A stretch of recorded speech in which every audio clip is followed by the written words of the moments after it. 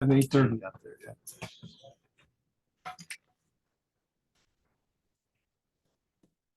Hello, everyone. Call to order the Johnson County Council meeting for 2024 budget hearings. First reading Tuesday, September 5th at 8:30 a.m.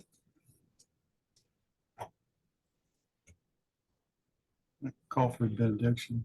Ronald, if you would, please. Would you bow with me for a moment of prayer, please? Dear Heavenly Father, we thank you so much for the multitude of blessings you bestow upon us each and every day. And dear Lord, we're so thankful for those who work in local government, those who are elected to serve in local government. And most of all, dear Lord, we're thankful that we live in a country where we can still practice self-government. In Jesus' name we pray. Amen. Amen.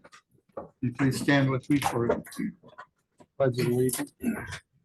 I pledge allegiance to the flag of the United States of America and to the republic for which it stands, one nation under God, indivisible, with liberty and justice for all.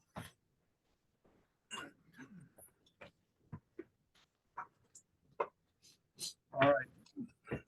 Mike Reuter will be with us a little bit later today, so we won't have some information that we really need to make some of these judgments, but we'll go ahead and go forward on this. So beginning today's meeting, we'll begin with fund number 1001-108, prosecuting attorney, please.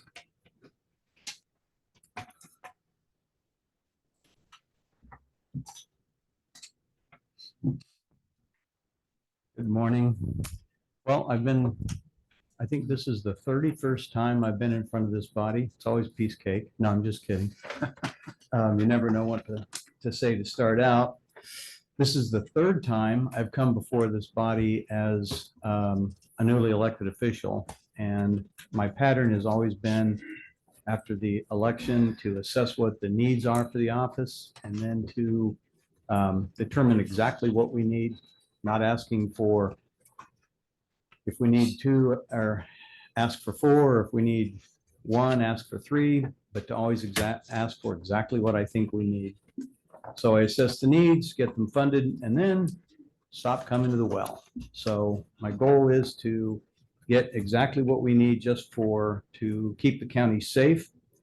As you know, we're under what I would refer to as a reverse siege from the donut counties. We're all getting this bleed over crime that's been plaguing us. We've seen a 47% increase in just our case filings, and that's without the new police officers that have been hired by all the police agencies, law enforcement agencies in the county. So we're only going to see that go up. So I've submitted a budget that I think assesses exactly what we need. That's what I'm asking for, and I'm just here to answer any questions if you have it. Well, first, I want to thank you for your letter and all the department heads and elected officials that have given us letters. They're very thorough. They're what we asked for. And it's greatly appreciated the time and effort that you took to write these letters. So it's very helpful to me, I know. If I might, I did want to add that we always try to find a way to self-fund as much as we can. Our self-funding in the prosecutor's office is through diversion, deferral. We try to get grants. We had a bad check fund. We do as much.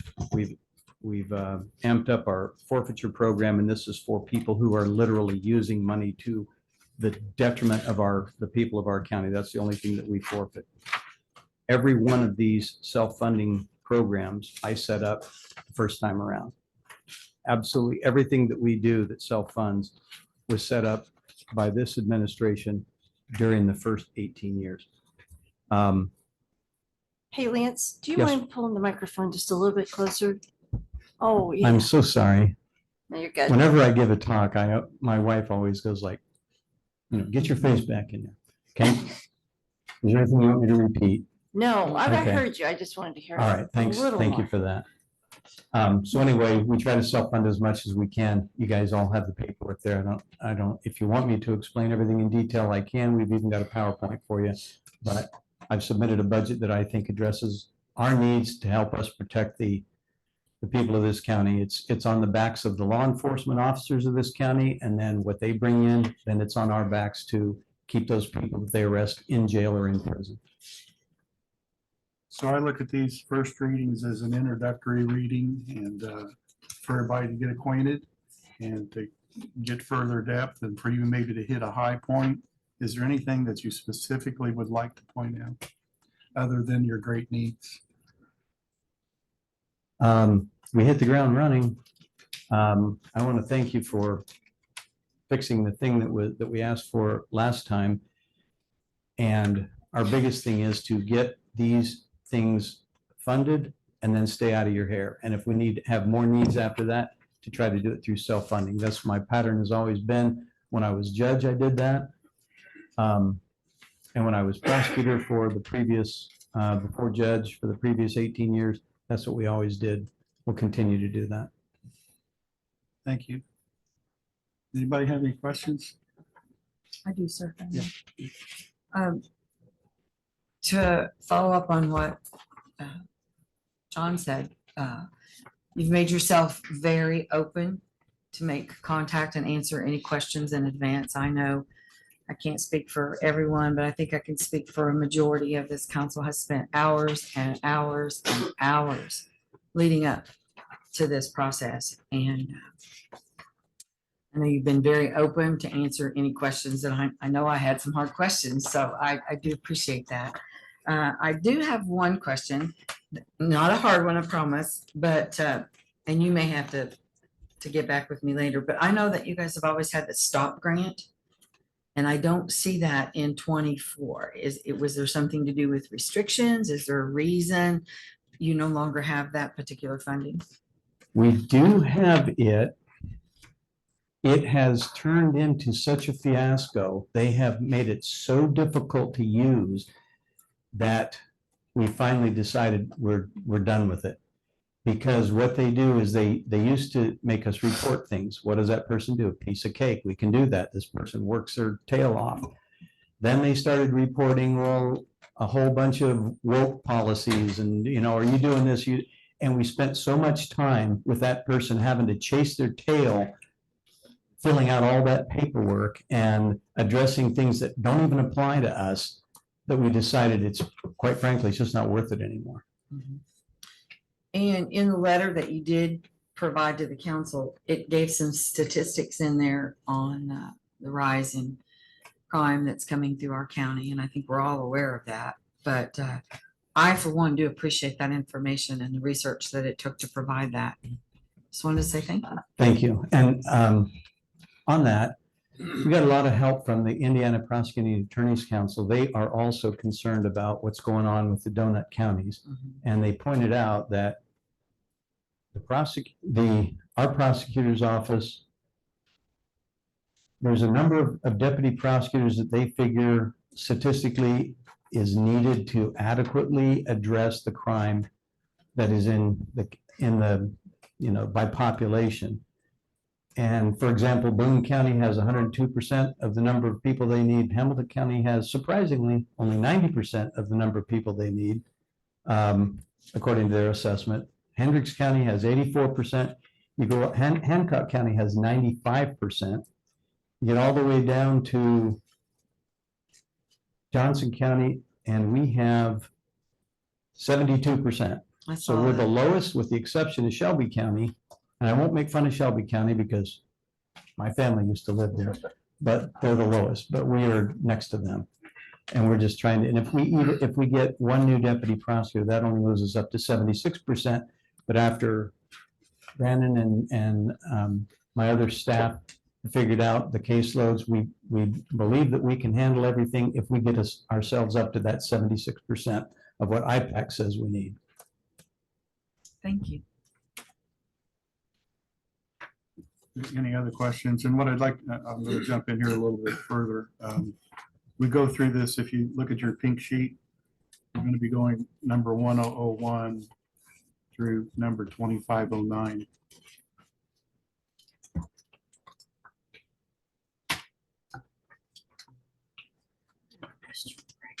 Yes. Anyone that requires a restroom break, please speak up and we can take a break. Anybody have any other questions? On all, on through 2509, John, so what you're saying? Yes, please. So you're taking them all together? Preferably, yes. Okay. That'd be all right. Amy? Okay.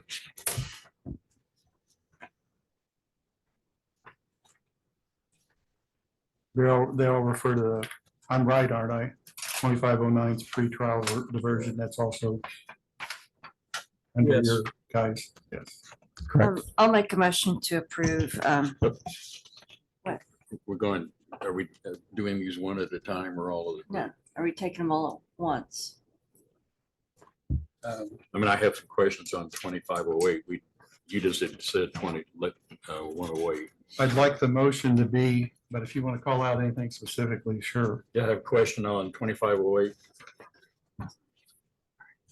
Those are major increases in that particular category. Most of them are office supplies, vehicle maintenance, books, travel and training. Could you, especially travel and training, could you speak to that? If I may, Council, if I Okay, may, sure. just want to point out prior administration had extremely lowered those. And then they had Mr. Hamner had come back in and had those brought back to what they originally were in prior years. So not to speak for Lance, he can speak to that, That's correct. but those percentages reflect from them being extremely lowered prior to the newer administration and back to where they had always been. And those funds, we had talked to Mr. Hamner about that before, if it was really necessary, and he said he seemed to think so, and guaranteed that those funds would be there when they were ready to be used. So just to speak of what we've already discussed, kind of knew this was coming, so Yes, correct. that's not Thank you. correct, please. Is that correct, Lance? That's exactly right.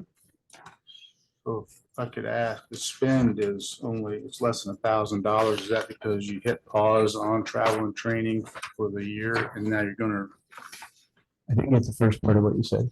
the spend for the year looks to me like in travel and training was it's under $1,000 For last year? for 23 to date. Am I Oh, reading? you mean how much is left in there? How much you've used? We haven't used very much. That's my point. Yeah. So We haven't sent anybody to the biggest conference that we have. The big conference is the winter conference, and that's where the travel and tuition, everything comes into play, and that's what that's going to be used for. yeah, so you And by did. the way, I know you know this, so I don't mean to sound at all patronizing, but just in case, what every attorney in the state has to do 12 hours of continuing legal education. And we do a lot of that in-house. I put on the training myself. Some of the other deputy prosecutors have we brought people from out of county and we do some trading. Like I'll go to their county and do some training and then they'll come here. But we still need to get that big bulk of hours from the Indiana Prosecuting Attorneys Council. And one of the biggest shocks to me when I became prosecutor this time is that they stopped funding it themselves. Now the counties have to pay for that. So that's why there's kind of a big chunk in there. Thank you.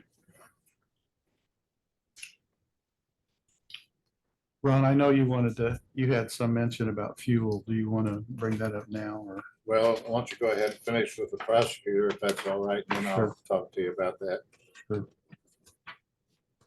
All right, so entertaining a motion for fund number 1001 through number 2509. I'll make the first motion.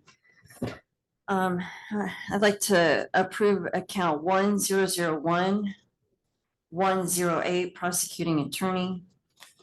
Account 1001-118 prosecutor 4-D. 2508 prosecutor deferral program, 2509 pretrial diversion. And did you also then want me to indicate the changes over to the side, or do you want me to just include that as part of it? Okay, so that's my first motion. Motion by Melinda Griesmer. Second. Second by John Myers.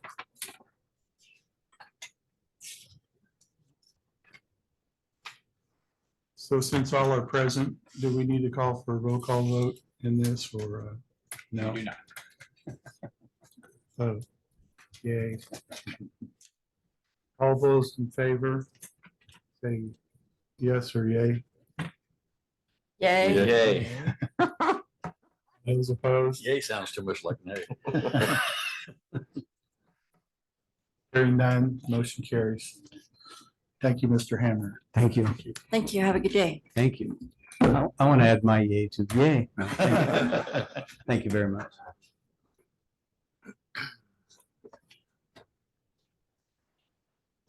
Next up on the agenda. You want me is- to do my part? Oh, yes, Yeah, let me please, do while that the sheriff real is, quick. Can you hear me all right, or do I need to go to the podium? no, you're fine. Okay, well, I've long thought that we need to make some changes in the budget process for the individual departments that use fuel and have vehicle repair and maintenance. And then likewise, I'm going to talk about health insurance. But since we went to the WIX program, now it's very easy to track each department's fuel usage. The fleet manager does that, and he can give you up-to-date information. And to give you an example, we've got 17 entities in the county that have equipment or cars where they use fuel. The sheriff, being the biggest user of fuel, it doesn't have a line item for fuel. And I've said before that I think each department that has fuel consumption should have a line item for that. And here's part of the reasoning. One, it gives you as a council oversight on how much fuel they're actually using, and fuel's a big cost anymore and continues to escalate in price. But more importantly, what we're doing is we're duplicating this expense in the budget process every year. As an example, this year, the entities that do have a vehicle repair and maintenance, which also includes their fuel and should be broken out, but collectively, they amount to $77,717. Highway Department has a line item for fuel of $210,000. Those two numbers combined are in the fleet budget of $900,000. So in essence, you're duplicating this expense. You're picking it up in these other departments. Fleet's picking it up also. To separate it out makes more sense, have each entity, and it's not a problem for them.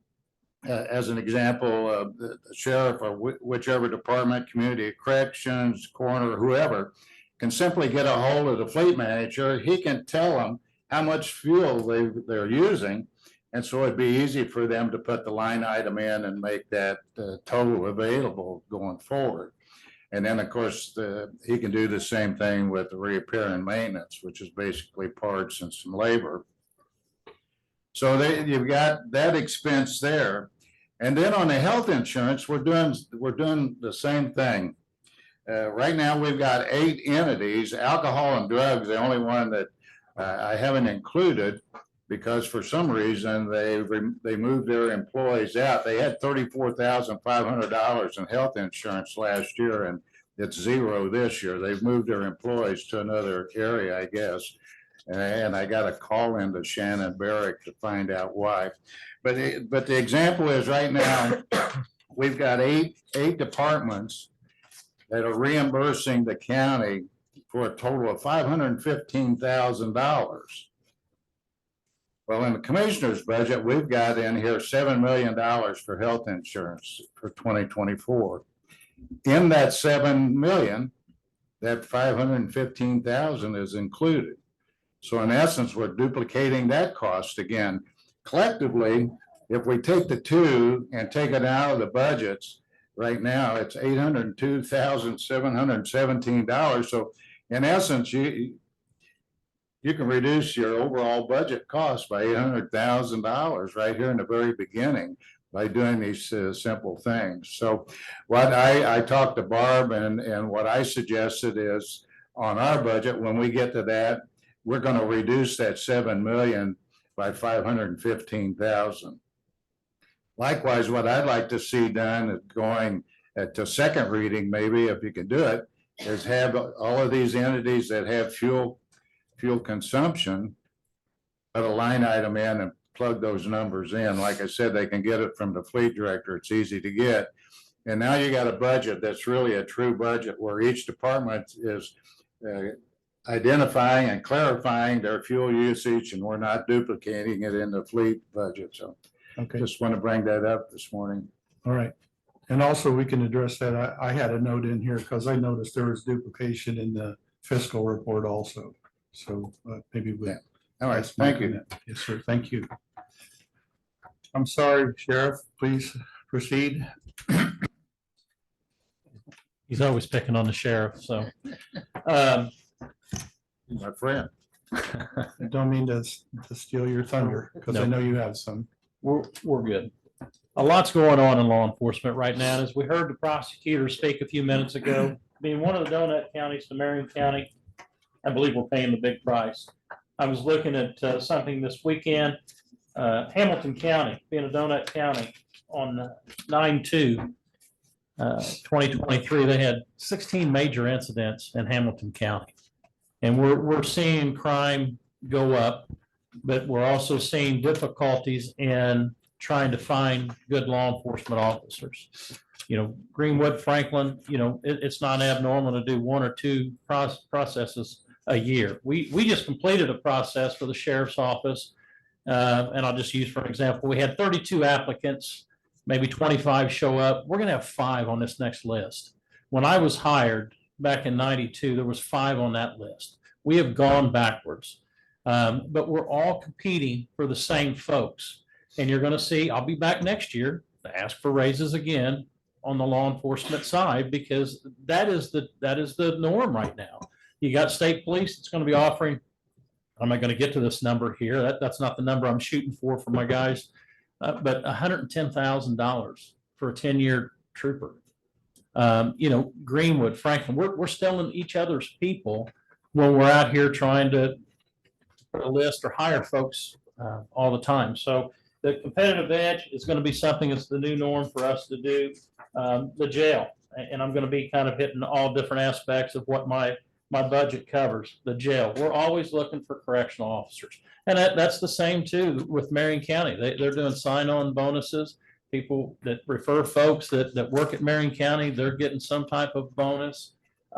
So the competitive edge is it's just hard to find those folks. So we're just going to keep asking for those so that we can have those, because we've got to have folks on the street. We got to have good quality people out doing the job that the taxpayer expect us to do. Every politician, when they run, what's the first thing they say? Public safety. That's my number one thing.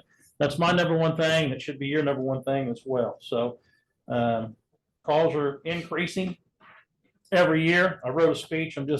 Every time if I go from that speech, I'm going to be in trouble, but just talking from the heart. We've got a great agency.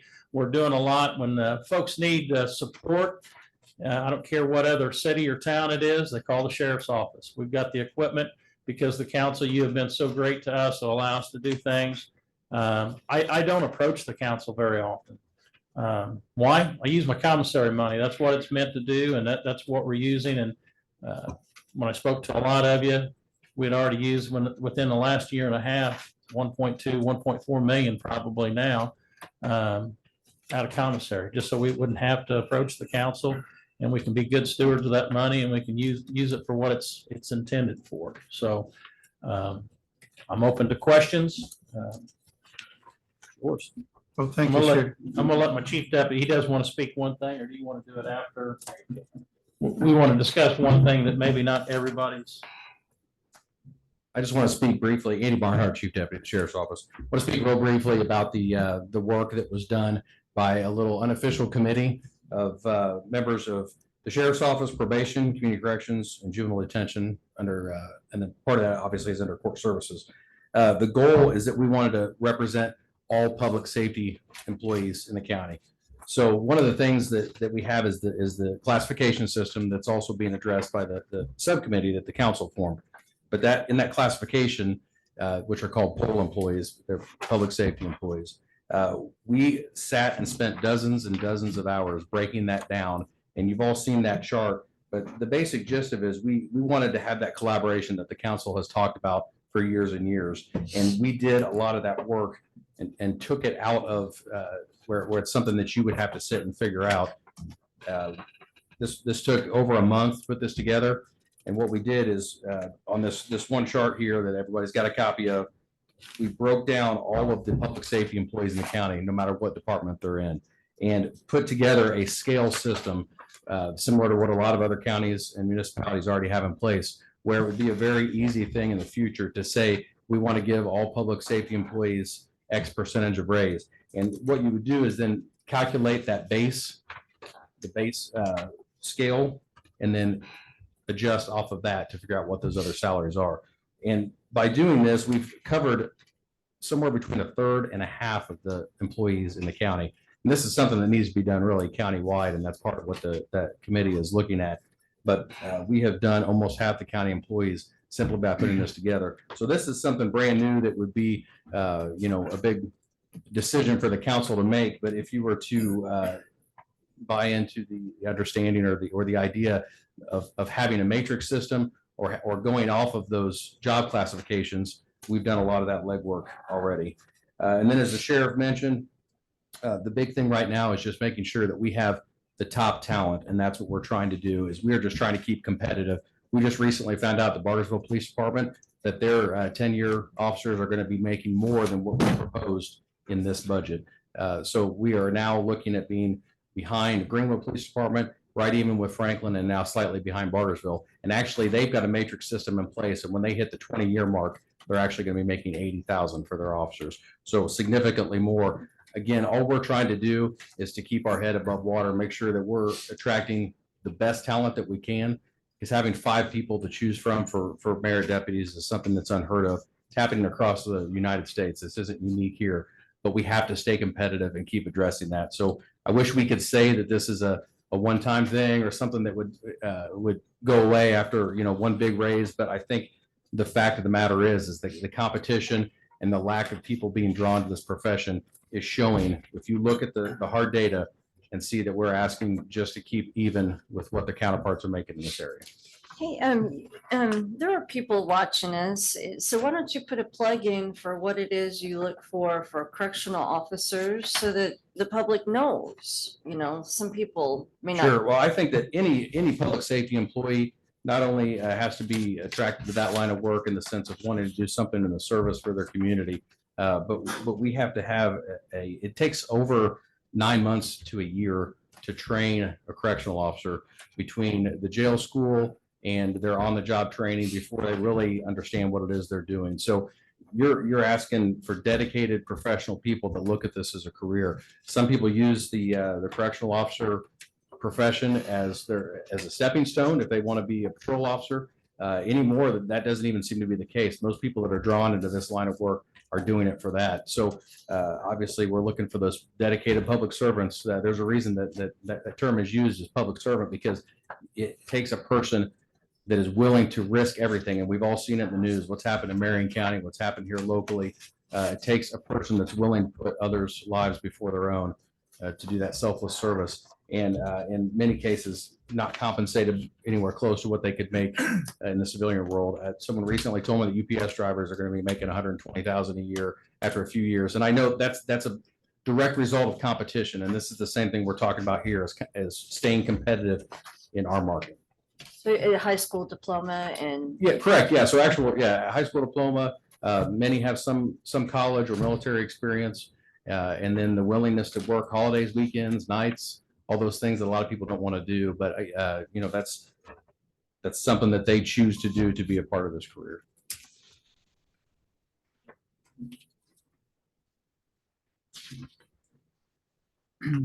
Sheriff and Andy, do you have like an overall figure of percentage increase that you're looking for department wide?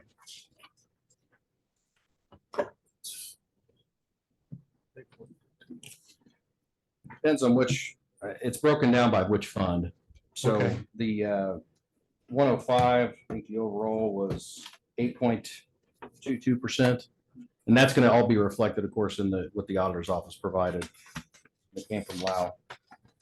The 124, of course, looks a little different because we moved a lot of that to the lit fund. But there are still some things in there. That's a 4.49% increase. And in the lit fund then, that's going to be 10.62% in the lit fund. So that fund, which of course has its own source of income, is the one that takes the brunt of that percentage increase. So your accounts go from account 1001, 105, all the way down to 1001, 213, is that right? 105, 124, and 124 lit, and then 155 with CIT in there. And then we also have a few of the other like firearms training and extradition fund. Down to number 1175, Melinda. Okay.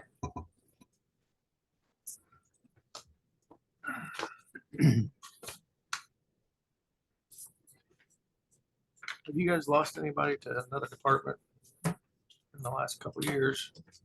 No. Okay. Not on the road. Just the recent death of an officer at the academy. was the Right. only opening that we have.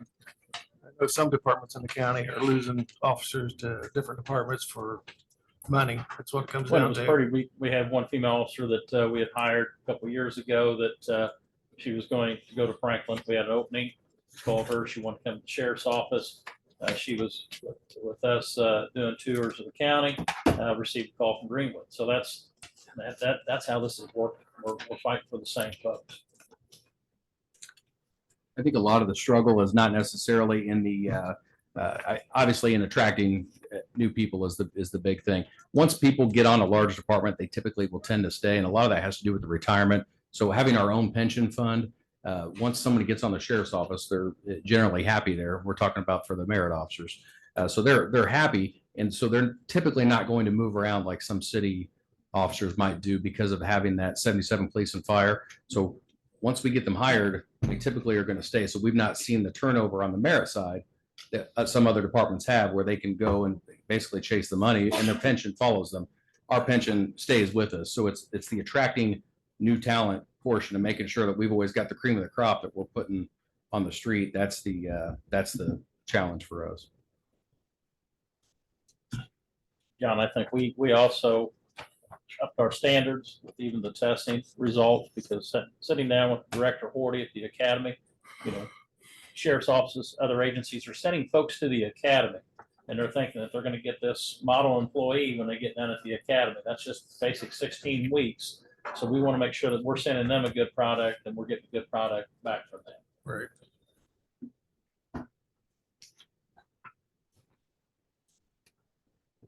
Questions, please. It's not a question, just something that in reviewing the paperwork that was submitted, and thank you, it was very thorough. It helps me a lot to have that information prior to coming into these budget hearings. So probably hear me say that a lot throughout the day. But in 2021 and 22, I noticed that your turnover rate was well over 22% for those years. And I know there was some drastic changes made in your budget last year in an effort to stop this, as you're trying to continue to do this year. But I also noticed that it dropped significantly. It's down almost 13% from where it has been in the last 3 years, making it below 10%. Excuse me. So whatever moves this council is making and you're doing out there is obviously working based on the numbers. So am I seeing this correctly? You are, and let's take correction. That's where we see a lot of our training, our turnover rate. You have an employee that comes in that wants to be a corrections officer. We spend $7,000 to $8,000 just training them. I mean, there's more with payroll. But we're trying to keep those folks, trying to do different programs at the sheriff's office to know to be involved with us, you know, and it's hard to find folks, and we're looking for a lot of folks right now within the jail. And you think money is the key thing that's gonna Yes. do that? Yeah. Yep. If you follow the other agencies, and you'll see sign-on bonuses and the money's out there, and that's what they're looking at. Social media, and they're finding these agencies, and that's where they're going. And that's the part that is the exact opposite of what I said for the mayor deputies, because they're on regular perf and their pension does follow them wherever they go. So if there's a $10,000 raise to go up to Marion County, the only consideration there is, do they want to travel that far, and do they want to work in that environment versus here? So we've done everything we can within the department, which obviously is not fiscally, to try to increase morale, make sure that everyone's happy to work there. We've done everything we can there, but we have to stay competitive. That's Ian, I noticed you mentioned, and there's really no grouping, so I'm just gonna say public safety. And that to incorporate everyone that was involved in those meetings you were talking about.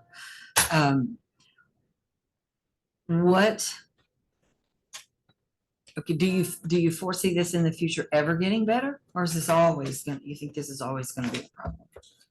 If we're gonna get society to help us. Okay, Yeah, this is nationwide. It's all over the news. Fox News, CNN, they run Mhm. stories all the time about there's no area of the country that's exempt from this. There are some big cities that are hundreds or thousands of officers short. And we're fortunate in this area of the country that there's still a lot of people that value those type of career choices and that life of service. And so I think we're a little better off in some areas of the country, but I think this is just something that we're seeing a shift in society. this is an off the wall question and you may or may not have the answer. But do you know, again, speaking of all the departments that have been that you've been working with to try to stop the body snatching, for lack of a better word, what percentage of those employees, what number of those employees make up of the percentage of county employees? Are we talking half? I think we're close to half. It's more than a third and less than a half, somewhere in that. I don't know the exact percentage. Has been some, until recently, discrepancy on how many full-time county employees we even had. That question has been asked quite a bit. But it's under half, but it's approaching that number. And that's part of, obviously, public safety is one of the main goals of government. And so when we sat down and did this, for hundreds of county employees, that sets the stage for, if that's what the council desires, which is what's been expressed in the past. And I know it's a different makeup of people than it has been. But if that's what's desired, is to get some of this locked into place, and then we can look at things like pay matrices and things like that, it would really simplify the budget process to say, all poll employees, we want to give a 5% raise, and then bam, and it's done. And that scale is locked into place, and you just adjust off of that base. It's very easy to do that. So, And that's the point I'm trying to bring out here, that we're speaking of almost half the employees in this county. Yep. So this is a very important conversation. Not that the other half aren't just as important with the jobs that they do, because they are. But that was my whole point for the question.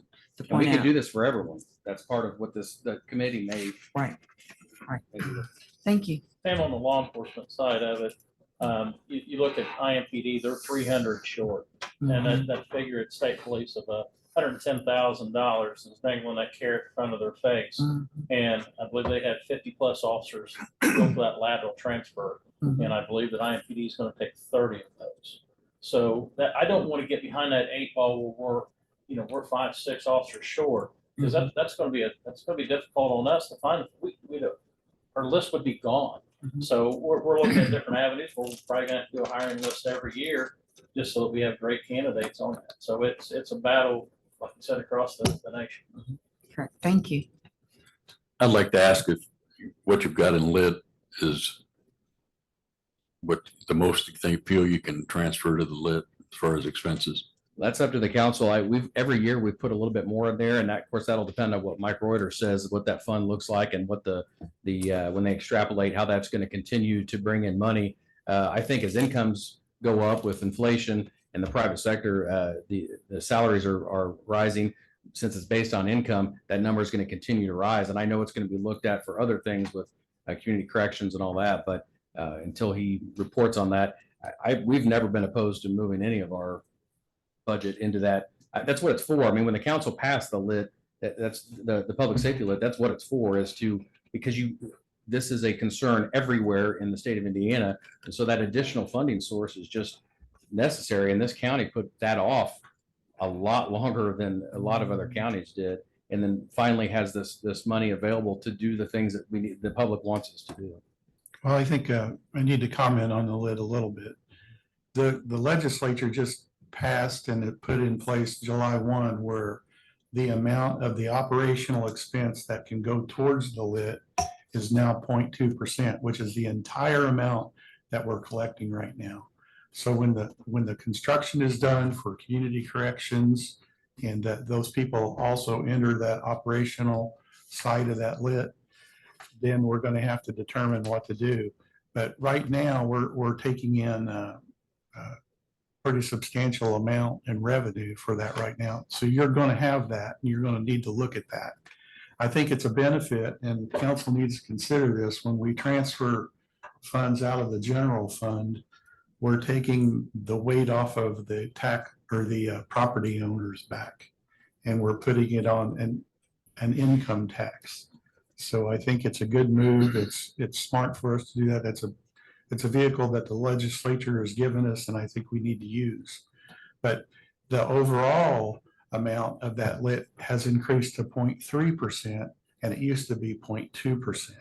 So the state legislature is understanding how important this is. I know this council, prior councils, is prioritizing public safety. We're going to continue to do that. We appreciate what you do.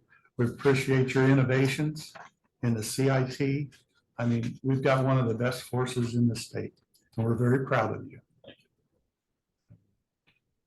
Sorry, I went over there a little bit. Any other questions? And we'll be entertaining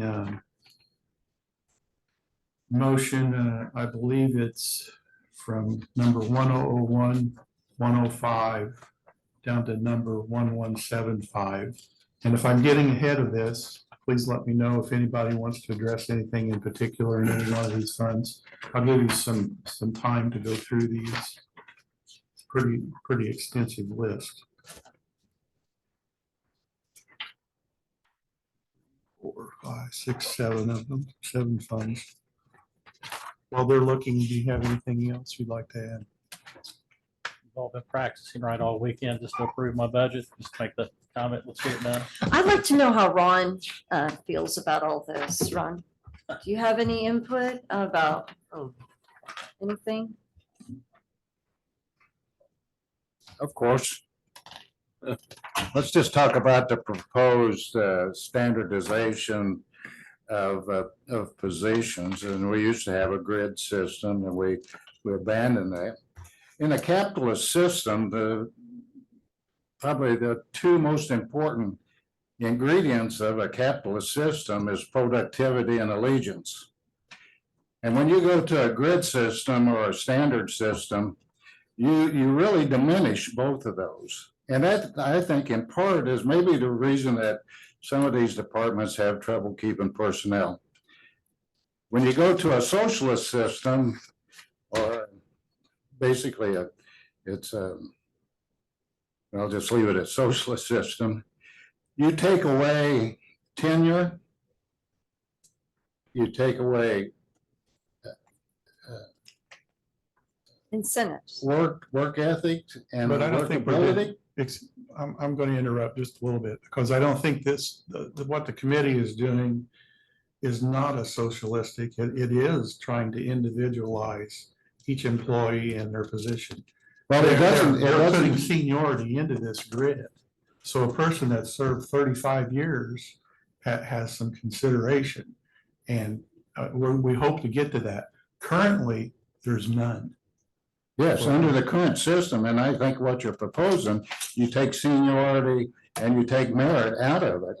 That's the Just opposite. example here with the sheriff's budget. So that's the opposite of what we're saying. I don't want to, I hate to have you go down that path, and that's the polar opposite of what we're saying. That's the exact opposite. What we're saying is to a matrix system would be based on years of service. That's exactly what seniority is. The merit system is something that are going to consider as a committee. Again, not something that can happen for this budget, something that has to be, the committee was just formed a month ago. And so we had a list of things to be talked about. One is building a line item where we could do monetary rewards based on merit. But right now, the basic grid system is all about seniority. So you're saying that the opposite of what it's based on years of service. 1 to 5 years is X amount, 5 to 10 is Y amount, 10 plus is Z amount. That is the seniority and tenure you're talking about. That's exactly the point of a matrix system. And then the department heads and elected officials, if we then could eventually get to the point where we have a merit-based line item that says a department gets X amount of dollars based on how many employees they have, then it will have to be up to the department head to reward that out to those that are deserving of it. The other benefit of a matrix system is if you lock in those base salaries, is you can always adjust down from that. But right now, we have an officer that comes in day one making the same as one that's 25 years in. This would fix that by having a grid system of years of service. So I just want to correct that before, I don't want anyone to get the wrong impression. That's the exact opposite of what you're saying. Well, what we're proposing here. and I want to pull everyone back in here. We need to get back to the budget portion of this. So if we could, please, and council, if you would right now consider these funds and all the valuable discussion we just had is valuable, but we need to keep to the budget.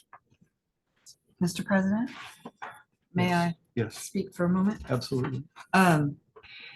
Obviously, this group of 7 appreciates Mr. West and anyone else who has anything to say in regards to this budget.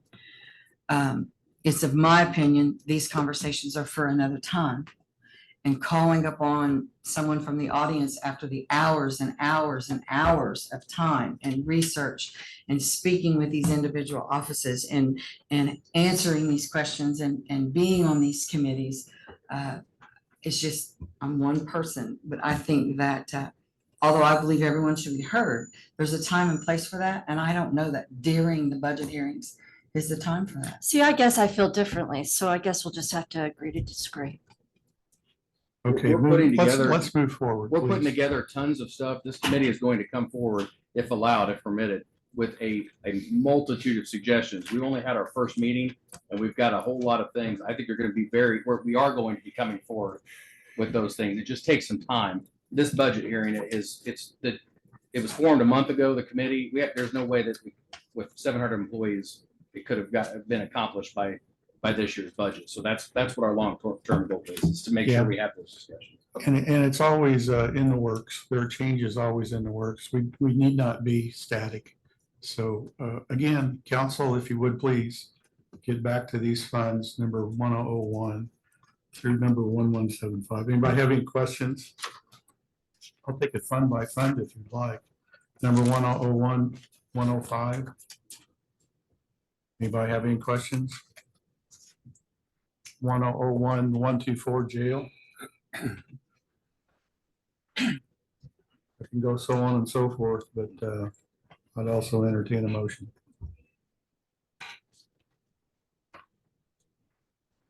Make a motion to approve 1001, 105, 1001, 124, 1233, 124, 8950, 155, 1155, 1156, and 1175 for approval first reading.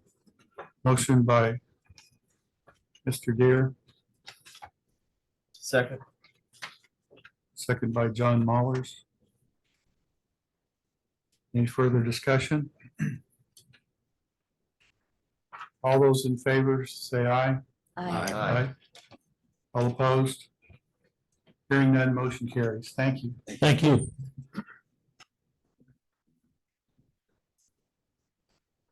Yeah. Right, next up is unified probation. Hello. Good morning. Hey, help me out here. What funds will you be addressing right now? I don't have it in front of me. So I'm Okay. going to read down here and you tell me where to stop. I stop at 1233159, the Lit Correctional Rehab Facility, Community Corrections. Okay. Okay, please introduce yourself. I'm Angela Morris. I'm Director of Court Services and Chief Probation Officer. As Chief Deputy and the Sheriff said this past spring, the criminal justice departments of the county came together and collectively created our budgets. This was the first I've heard of such a thing in the 19 years I've been in the county. We realized together we represent over half the county employees and they deserve the time and energy to put together uniform numbers for like positions within our department. Honestly, it made things easier for us and should make things easier for the council when approving budgets, knowing that the like positions are to be paid the same. It's important for me to note that those departments included the sheriff's office, court services, which is probation, juvenile and adult, and then juvenile community corrections and juvenile detention were part of that also, which then they'll present, I think right after I do or after the courts do.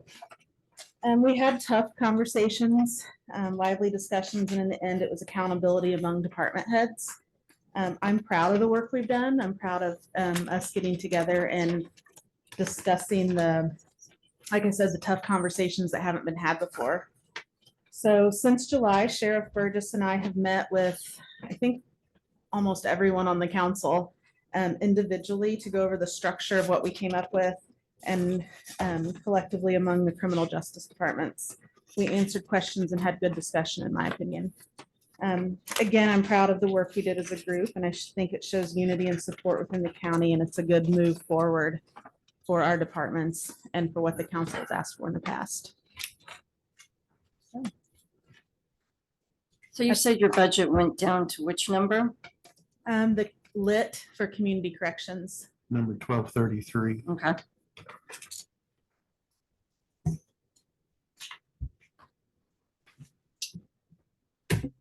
Angela, anything else? Oh, I have Okay, unless I council, anybody have any questions? Well, you know, I have a comment. Sure you do. And you've been working with him, I know. Yes, along with the majority of the others, but thank you for getting out of those tough conversations and not having hopefully no enemies. don't think so. I know that some of them are very tough, and I know some of the questions some of the answers I had and others had, everyone didn't agree with, and I know we still worked through it. Some of the biggest concerns I have on some of these budgets, and again, this is something that I'm sure will be looked at moving forward, is, as Mr. West spoke of, a first-year employee being raised to what a 20-year employee is making. At some point, somebody has to look at that individually. And some of the job titles as, I don't know, assistant directors, I had some questions. Do these assistant directors are they actually able to perform what your directors are doing?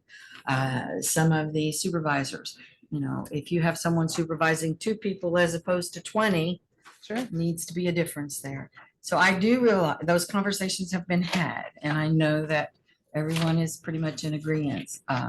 Those are problems that have to be worked on, as Mr. Barnhart said. So I thank everyone in those areas for their patience and understanding, because I know I had to be educated in a lot of areas. So thank you. And I think it's worked very well. And I just want to clarify, I think we're talking about 2 different committees. The committee I'm referring to is those departments that I just listed, Sheriff's Office, Court Yes. Services, and Juvenile Corrections and Detention. And then I think there's another committee that's been talked about that will address like a pay scale or a matrix kind of for Let me the personnel committee, yeah. Let me remove the name committee Okay. and just say everyone that has given Yeah. an effort, whether it be this committee or that committee or the conversations on the phones, it has been very good in my opinion. I think so too. Everything wrong? Do I have any questions for Angela? So, Mr. President, I did, real quickly, Angela, can you explain to me, we have like positions. And so we're saying like pay across the board for like positions, even though that implies to me that responsibilities are the same and they may not be. They may have the same title, but they may not be similar responsibilities, or they may be in the neighborhood. But my understanding is, as I read through this, is we're basically saying it's going to be a flat, it's going to be the same approach. Am I right on that? In other words, that there's no deviation in that dollar amount as far as what our baseline salary is, There even though isn't, responsibilities may be different. so that was part of the conversation we had back in the spring, is the department heads that met had those tough conversations of what those like positions do.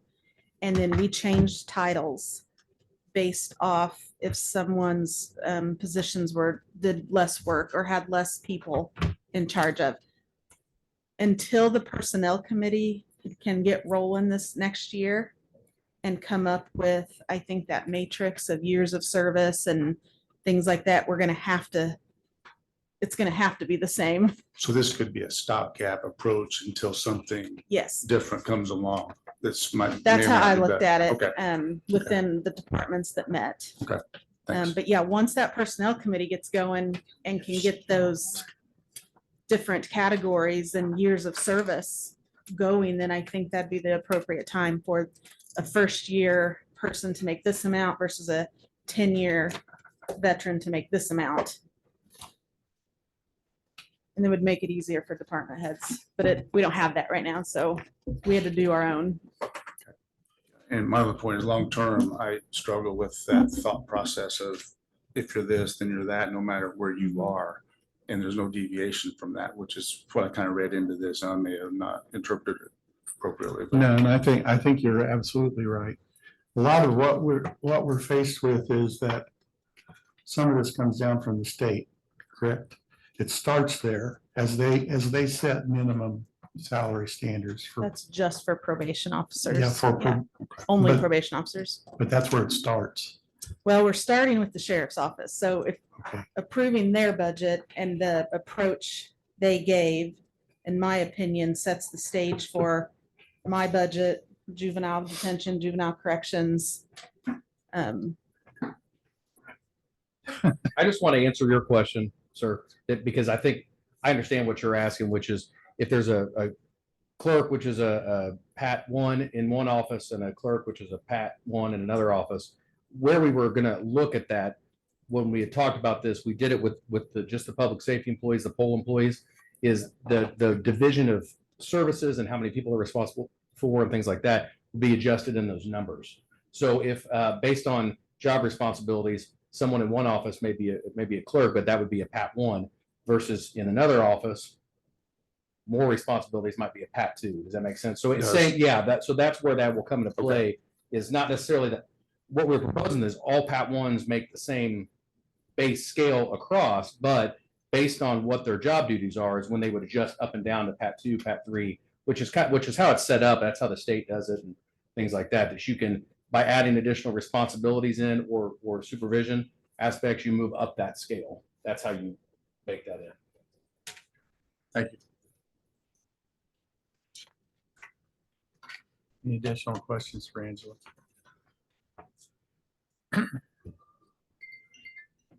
All right, entertaining a motion.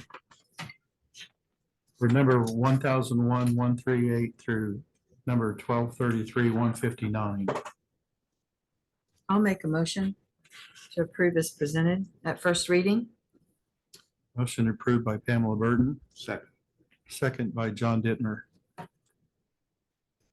Any additional questions or comments, discussion? Hearing none. All those in favor, say aye. Aye. All opposed? Hearing none. Motion carries. Thank you, Angela. Thank you. Next up is number 4950, Community Corrections Juvenile Program. I'm sorry, Project Income. Hi, Lori. Good morning. Lori Myers, Juvenile Community Corrections Director. before you get going, can you tell me which funds you'll be addressing? Yes, I can. It should be the 4950 and 1001213. Just the two of them. All right, I'm sorry to interrupt. Go ahead. It is confusing sometimes. Again, good morning. We are, I understand and know that this overall percentage number looks very, very inflated. So really like to address this in two sections. One is just the raise amounts, which we stayed true to, with the exception of a couple positions that were in line with the chart and descriptions that we have talked about the last couple departments. We are asking to add a juvenile field officer. We presented a few months back about the increased number of juvenile offenders on electronic monitored house arrest and other service programs, and the intensity of the offenses that they're committing. We're in need of a new field officer. We're also just looking at having to move over our part-time salary and the supplemental salaries out of our project income. As I presented that a couple months ago, that's the other column here. I feel like when we're talking about the raise increases, we stuck true to that as close as we could to get everybody back in those right categories. Where you see this major increase is the added field officer, and then also in July of this next year in 24, the state of Indiana is going to require that we no longer collect user fees from the youth. I would love to debate that all with you. It is not in my hands. This is not my choice, but that is the reality. And so without us collecting fees, when we look at this, if we continue to carry those supplementals out of our 4950, we would have $0, and we have about $100,000 in our account right now. That would be depleted, mid 25 to So zero. when's that implement? I'm sorry, When does that implement? it'll be July 1st of 24. So looking ahead at the salary, this is the point in time where we have to come to you, and we will still maintain our operating expenses out of that 4950 for as long as we most possibly can. And we're trying to be as innovative as possible. But at this point in time, we just simply cannot sustain the supplemental salaries and the part-time employees out of our 4950. And that's when you move that over to general fund, that's where you see the increase that looks understandably inflated.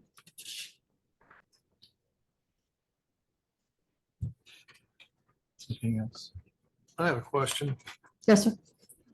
The therapists or these case managers, can that be moved to lit? Adams, I don't know that I can personally I'm answer asking. that. the attorney. Could be, it's part of operations. You- The case managers would fall under that?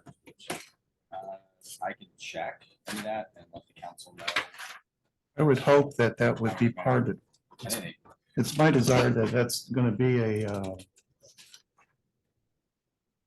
I don't want to say that, a portion of correctional, community corrections, that there is embedded in that a mental health aspect to that. So that if we do that structure, then that operational expense could go into there. That's my desire. I don't know that that's. I know the therapist can go in there. I just wonder about the case managers. Yeah, again, what we're asking to move over are the supplemental salaries. The baselines come out of our Department of Corrections grant.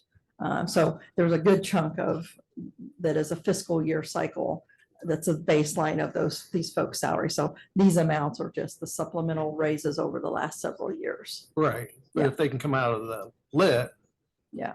that would take it out of the general fund. I think we can, I'll confirm for you though.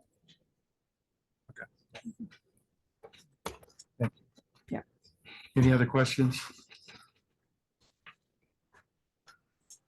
So entertain a motion for number 4950 and number 1001213. I'll make a motion to approve first reading. Second, Motion and a second. Any further discussion? All those in favor say aye. Aye. Aye. All opposed? Motion carries. Thank you. Thank you for your support. We We'd like appreciate to, it. have everyone consider a 15-minute break at this point in time. I'd like to do that now. We'll reconvene in 15 minutes, So that would be 10 till. until.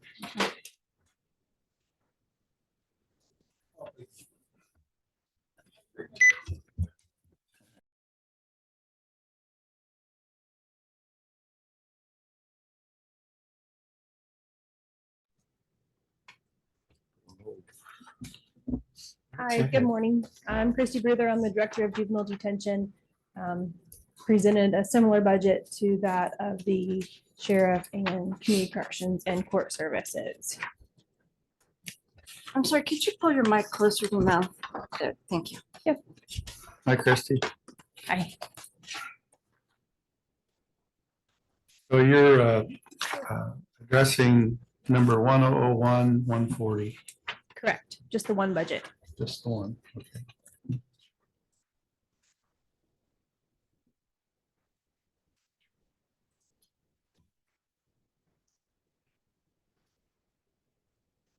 All right, that's pages 33 through 35 in your books.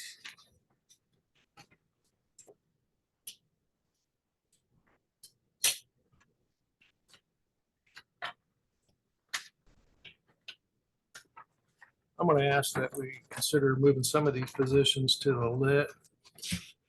What will qualifies to be in the lit? You got the correction officers. We can see what else can go in there.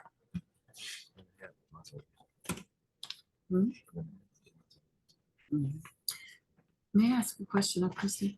Yes, Chrissy, absolutely. I noticed that all of your percentages that are above the 5% or majority of them are based on the, I don't know, based, I don't know how to put it, the positions within the criminal justice system Correct. that have been going across the board. So this is, as prior people have talked about, bringing like positions up to like pay. Exactly. I just wanted to make sure, but the ones that weren't involved in that or stayed below, you left them at the requested 5%. Correct. Thank you.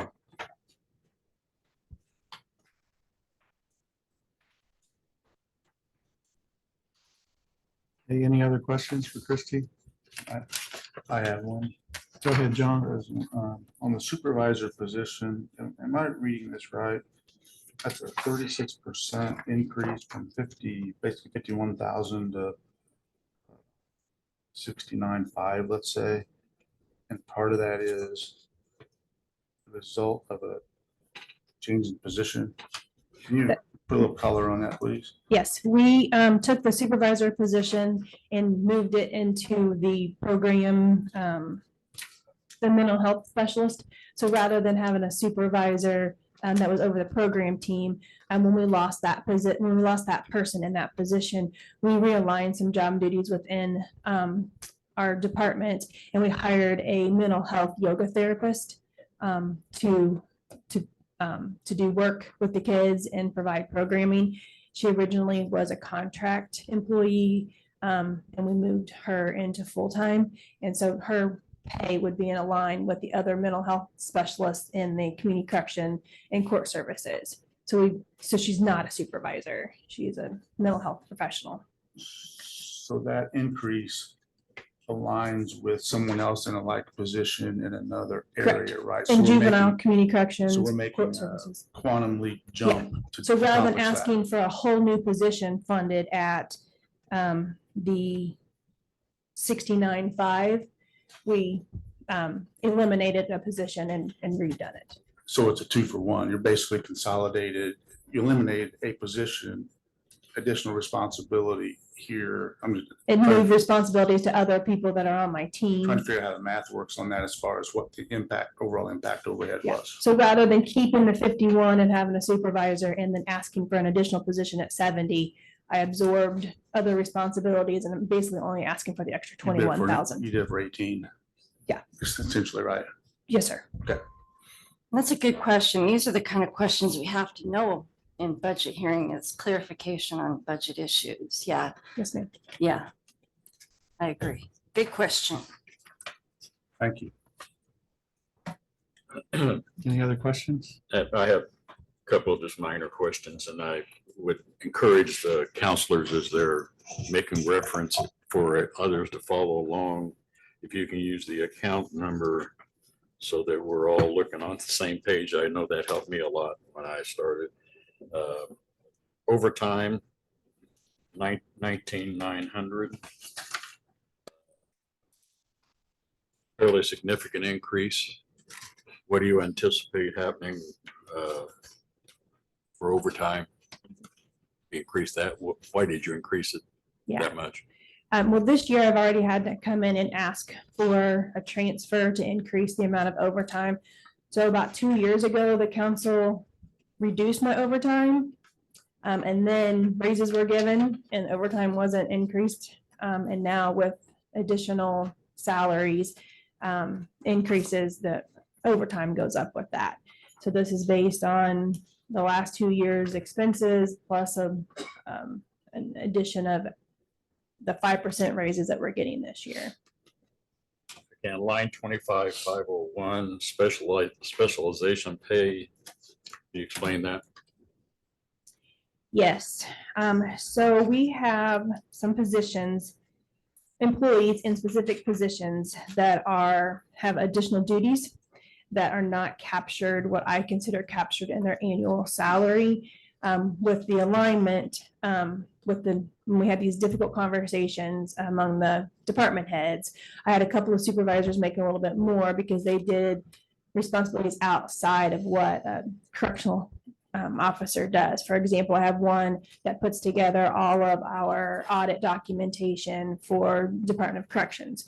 There's over 300 standards that we have to show compliance with, and they assist me in addition to their regular duties of putting together that audit and meeting with the auditors and doing that paperwork. I have another person that is specialized in defensive tactics, and they teach the other 39 people on my team. So rather than adding in a professional or hiring out, they do that for me in-house. And so when we were having these conversations, my former budget accounted for them doing some of these extra jobs. But I agree that if we have a PAT position or a pull for position, that they all get paid the same because responsibilities are the same. The sheriff said that they have a specialization pay. So like for members of their CERT team, so they get an extra $1,000 or $1,500. I don't know the amount, so please don't put that on the record. I'm using round numbers. And so I asked for the specialization pay, and that way it's not line item specific, it's more employee specific. So if that employee leaves, then I don't have to put another person in that line item and make them do that responsibility. I could shift it to a different employee and we could change the specialization pay. I have another supervisor that conducts substance abuse evaluations. That's not part of a correctional supervisor. She does that when she's not on shift, and she comes in and does that. And it requires a certain training, a specific degree, in order for her to do that. So we're saving money, I believe, in the county by allowing our full-time employees to do this work rather than contracting it out and hiring professionals. And then it was just a way to give them a little bit of an increase and the specialization pay for doing extra duties outside of what they're hired to do. Thank you for that explanation. I think it's really important for the public to know the details. I believe in public transparency. And this is the time when we work these kinks out and questions out before we get to the second reading. So thank you. You're welcome. Thanks, Christie. Mhm. Anybody have any other questions for Christie? If none, be entertained in a motion for, and this is number 1001140. Are we looking to move anything to the lid out of this? What would you suggest? You could do that in your motion.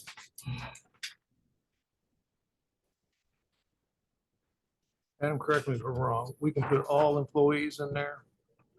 We are in the, right, Tiff and I are emailing right now. We're looking into moving our personnel salaries into the jail lit. So we think we can under our ordinance that we passed back in the day. So It could be done at second reading, correct? it could be. But you wanted the second reading to be really efficient, right? So No. What, may I? My impression of the first reading is an introductory reading, is where we assemble all the information. We do what we can, we address what we can. We assemble all that information and then it comes back to us before the second reading. And then we can further analyze it at that point in time, and we can make changes like John suggested that we may not be able to do at this point in time. Does that make sense? but we can make changes now. Yes, absolutely. Okay. What you're suggesting, John, is a motion be made potentially subject to the research. Legal.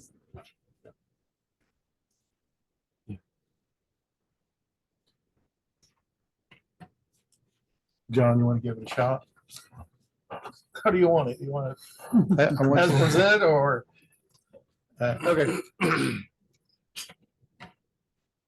I make a motion to approve 1001140 on the first reading as presented with the changes of all salaries being moved to the lit. By review of legal. She's got a question. So when you say employees, do you mean the correctional officers? Because we also have like case managers, All and employees, the teachers. cooks, teachers, all of them. all of them, Okay. I did, okay. Pending legal. yes, Okay. And we can move some back. right. Second. So a motion by John Myers, second by John Dittmers. Any further discussion?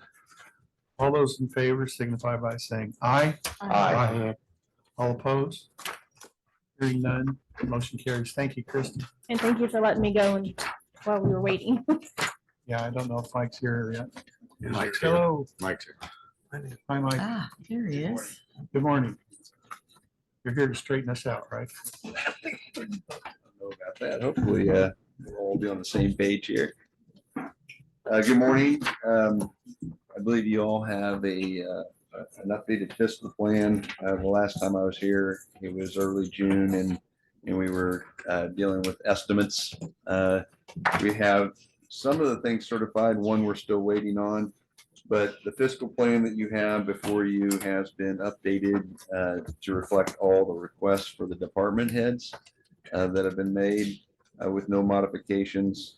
The plan's also been updated based on the first 6 months of actual revenue. And in addition to that, there have been some dollars added to the advertised budget to provide you some flexibility. They're just placeholders in your budget, and there is $1 million been added in addition to those department head requests in the general fund, $500,000 of food and beverage, and $500,000 to the jail lit. Those are just for your flexibility. If you should decide that you want to move some expense from one fund to the other, that would already be advertised and give you that flexibility. If you choose not to do that, those amounts will just simply be removed from the budget. So when you advertise, you can always come down, but you can't go up. So we try to provide that flexibility for you. I'm going to start on page 25, and we're going to flip around the document. So if you're If you're looking at the hard copy, it will be the bottom left page number, bottom left corner. If you're following along electronically, it's always 2 pages more. So page 25 would be page 26 in the PDF. So if you could pull up page 25.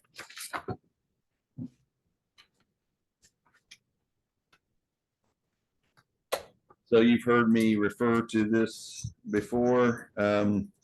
There is what's called a 6-year non-farm personal income factor that's used to calculate how much you will be allowed to collect in property tax for essentially your operating funds. And so we knew this the last time that I appeared before you, that there were legislative changes that happened that were impacting this calculation. In the past, it's been a straight calculation. Whatever that 6-year calculation came out to is what the number would be certified. This year, there was a conditional statement added to it. So there was significant conversation, in particular on the House side this last year in the legislative session, trying to limit property tax impacts in 2024. And the conditional statement they added was you calculate the 6-year average, you take it times 80%. And if that number is greater than 4%, you're limited to 4%. And for 90+% of the units within the state, cities, towns, counties, townships, libraries, even the school operating funds are going to be limited to that 4%. In your case, you qualify for an appeal that goes beyond that. And how you qualify is if your assessed valuation is growing 2% faster than the state on a 3-year average. Yes, John. Is that the correct sheet that we have? Yeah, this is the first one. Okay. Yes. So this calculation, the 80% would say, oh, it would be 1.041, which is higher than 4%. So then that's when the 4% kicks in and overrides that amount. In your case, though, you will qualify for a growth appeal based on your assessed valuation. And if you would go back one page, page 24.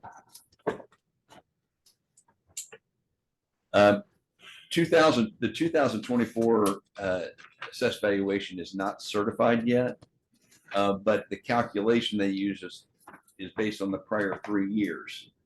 And so when you look at the growth of the prior 3 years in your assessed valuation and you look under the 2024 column, last line there where you see 3-year average, your average growth in assessed valuation is 1.1250. And the state average is a little better than 8%. And so that you're well above the 2% qualifier. Now, that doesn't mean you're going to get it. And that's what I want to emphasize is anytime you request an appeal, there is no guarantee. They look at many factors in determining that. If you then go to page 26, 2 pages farther in, you'll see that I bolded a couple things off this page. The first being the 4%. That's the first step is you calculate the 4%. Increase, but then you slide on down there about 2/3 of the way down, you'll see where I've bolded a couple of numbers off the page based on the growth appeal. And this is where my concern comes in is your growth appeal is going to be substantial this year. When you compare it to the prior year, last year we appealed for it and we received $388,550.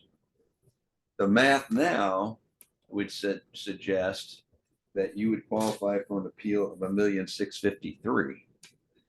And so that is a substantial increase in your appeal amount. And anytime there's an increase like that, I think more questions sometimes get asked as a result of those higher numbers. And keep in mind, the whole effort of the legislative session was trying to limit property tax in 2024. And this is a way to get beyond that. And so I have no reason to believe that you won't qualify for this. It's just when you do appeal, there's risk involved with an appeal because it's just not a guarantee. So, Mike, is this, I'm sorry, yes, John. is this a function of our growth? I mean, It this is a is. growth county.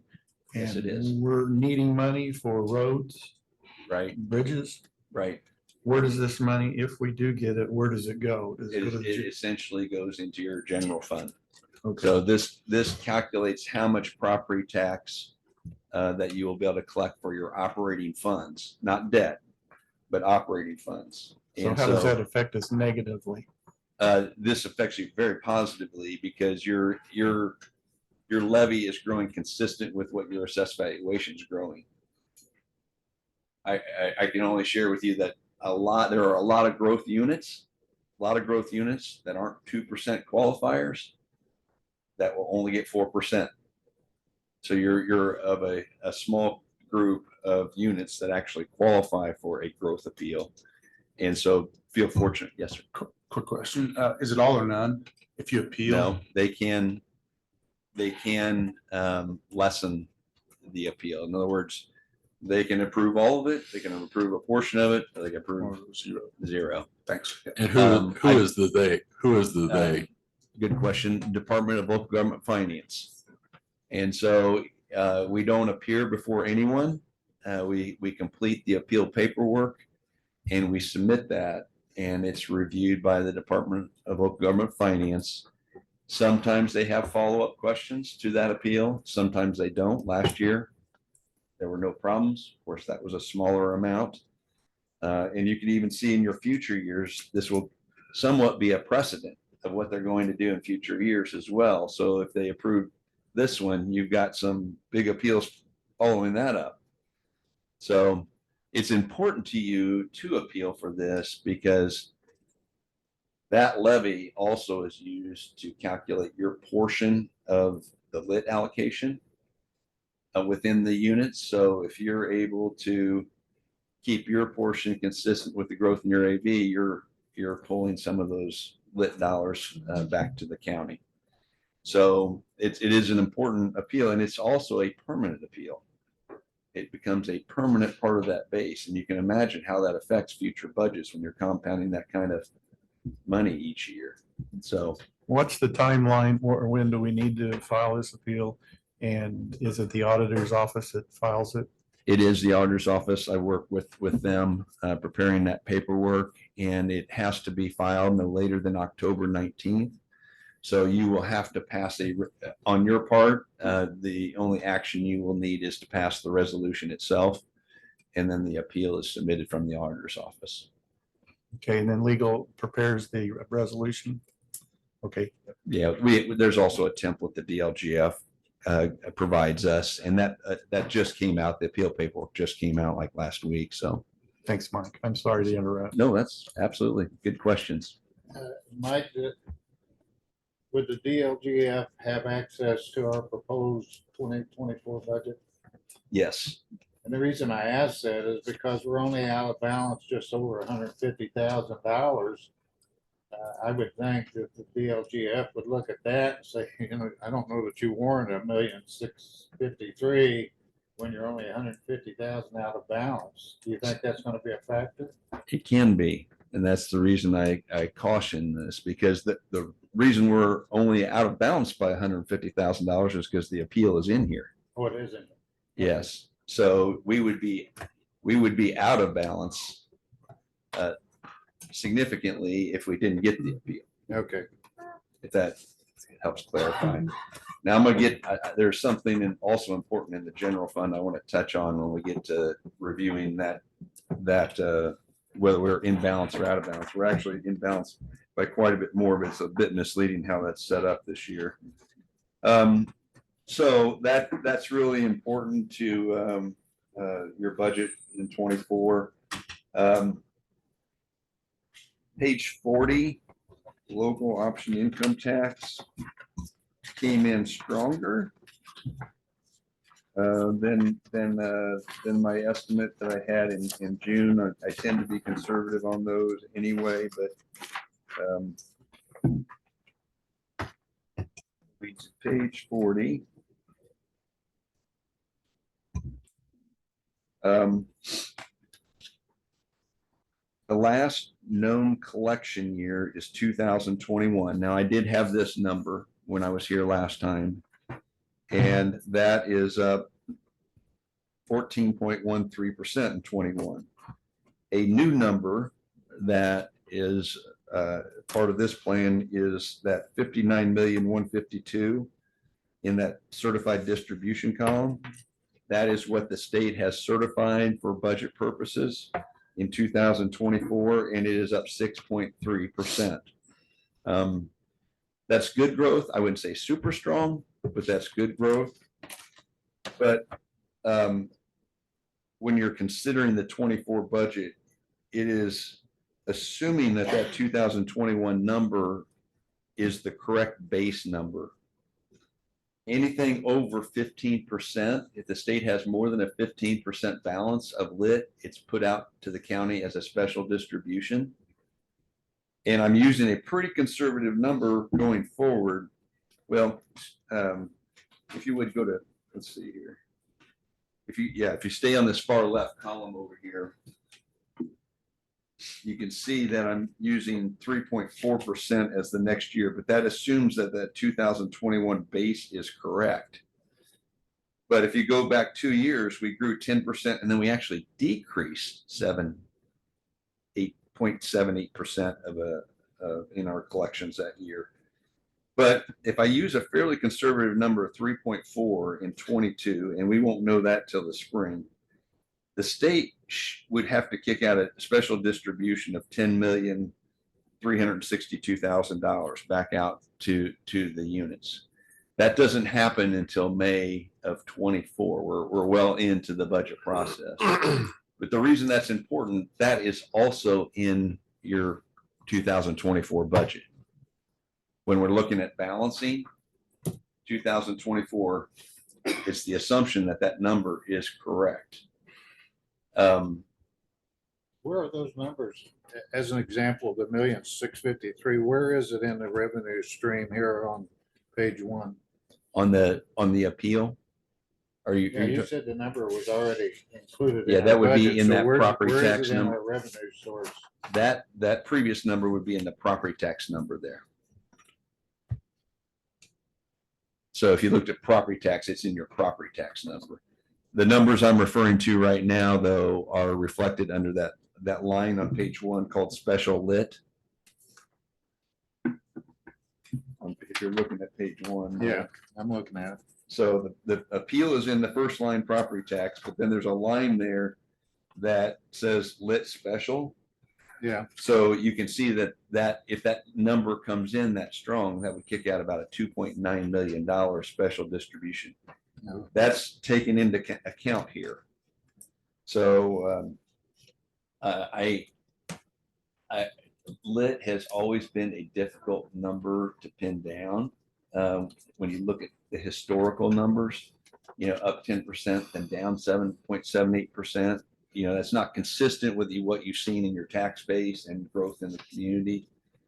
But how I've tried to mitigate some of that risk is I've looked at your last 10 years of actual real dollars collected, not percentages, but real dollars, and took that average and used that number going forward.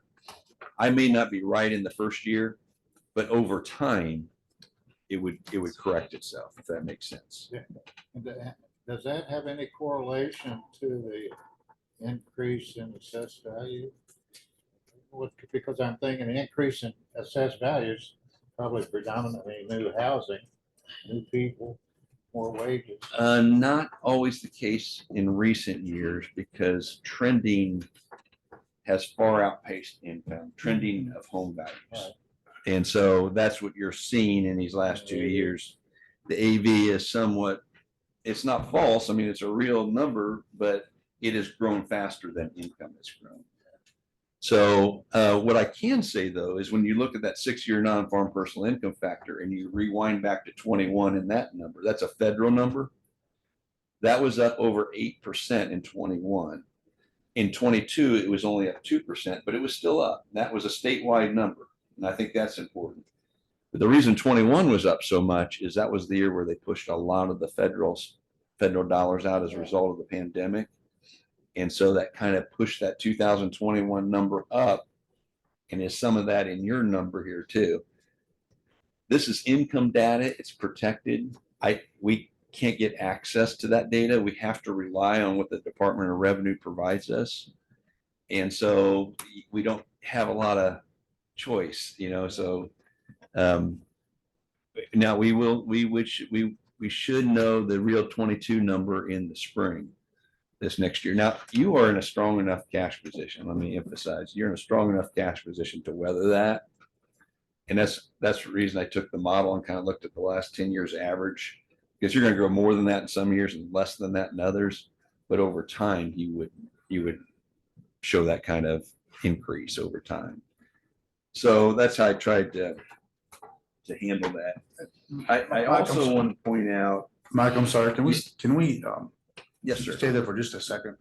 Absolutely.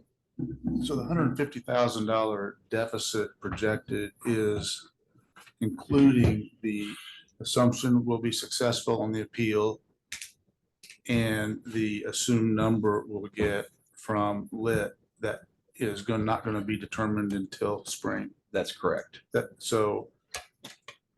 what we have here is best case. It is, but there's another big piece. Well, there's two more things I need to touch on about that, because this budget's a little bit different. It looks a little better than it is in some cases. But let's go to page 1, because that, after considering all the revenue estimates, you've all focused on the right line, and that's showing that your budget's out of balance by 150,000. But let me asterisk that. It's actually in balance by more than that, because something different this year that we're doing, and this was intentional, is if I bolded off the page there, the capital outlay. See the 4,742,000 in 2023's budget on page 1, and then it goes to 8,083,000. See that number? But if you look right below that, I bolded 2 numbers off the page, minus 4,002,000. That is the money that you've appropriated for roads. It was put in the 24, excuse me, it was put in the 23 budget without the intent to spend it. So what I've done is I've shown the $4 million not being spent in 23, but in 24, that includes $8 million worth of roads now. Does that make sense? So in a normal year, you'd be putting $4 million away for roads. So in this case, you're actually almost $4 million in balance if you took out that big jump in the capital outlay. But really all we're doing is we're moving the $4 million we appropriated in 23 into the 24 budget. It makes it look like we're only in balance by 150,000 or out of balance by 150,000, but we have that $4 million number. But there's another big piece to this year's budget, and that is interest income. As most are seen, most units are seeing, obviously much higher results from our return on interest. It's in your miscellaneous revenue here, but that number is up substantially. And you would see that under miscellaneous revenue there, that's 5,359,000. That includes the new revenue estimate on interest for the year. And the question obviously is, will it remain at that high level, and for how long? So, excuse me, I'm gonna get the real number here. Yeah, interest income in 2021 was $715,000. In this budget, my estimate right now is just shy of $5.3 million. The reason I say that is important is because if you look at kind of the treasuries, they're saying interest rates will remain high for this year and next year, but then they start to go down again. And so I caution, I just came from Hamilton County prior to this too. I'm cautioning everyone that interest is really good right now. I mean, it's really making a big difference in the budget, but how long will it be there? You know, if you rewind back to 2008, you know, interest rates were really strong and then we hit the Great Recession and bam, down they went. And so that kind of puts, when you're looking at the 24 budget, that assumes that higher interest income, right? But again, your budget's in balance by that. I'm comfortable there because you're in balance by the additional $4 million of capital you've got in there. You follow me on all that? So there's really some big pieces in there this year that are, we've got the appeal we're counting on. We've got the higher interest income and that higher special lit distribution coming in there. So those aren't all determined yet, right? So, and then of course we have the higher capital number in there. So your budget looks great for 24. You know, in one-time costs, capital purchases don't tend to bother me too much because those can be cyclical when you do those. It's always the fixed costs that can get a budget in trouble later down the road. And to think that interest will always remain this high may be a bit misleading. What I've done in this modeling is I've assumed that it would drop by about 80 to 80% of the 2025. I've assumed it would drop to about 80% of what it is in 24, and then drop another 20% in that year 2026 to kind of mirror somewhat what the treasury curve looks like out there. So that obviously, who knows where that's going to go, but it could be a false number in here for the long term to assume that we'd earn that kind of interest income for an extended period. Mike, before you came, there was a discussion earlier that we have some duplications of cost related to employee health insurance and fuel that more than covered the $150,000 out of balance. What were those numbers? Did somebody write those down? What did you say, Ron? $802,717. They're a duplicate in the budget, so we're not even close. I mean, there's that 150 is not right. Yeah, I was pleasantly surprised, you know, when I got to the bottom number what it is. But again, much higher interest, larger appeal, you know, larger supplemental distribution. It's all based on those assumptions. Mike, I understood you right. You said that special distribution of 10 million is in our revenue numbers? It is. And which line item is it in? So if you, on page 1 there, slide to the far left, you'll see regular lit, and then you'll see special lit. And then if you slide over to 24, the regular lit, that number is real. That's a certified number. What is not real, or I shouldn't say not real, what's not certified is that $2.9 million special distribution. But the special distribution is 10,362,000. That's just, this is your portion of the county weight. Okay. Gotcha. Yeah.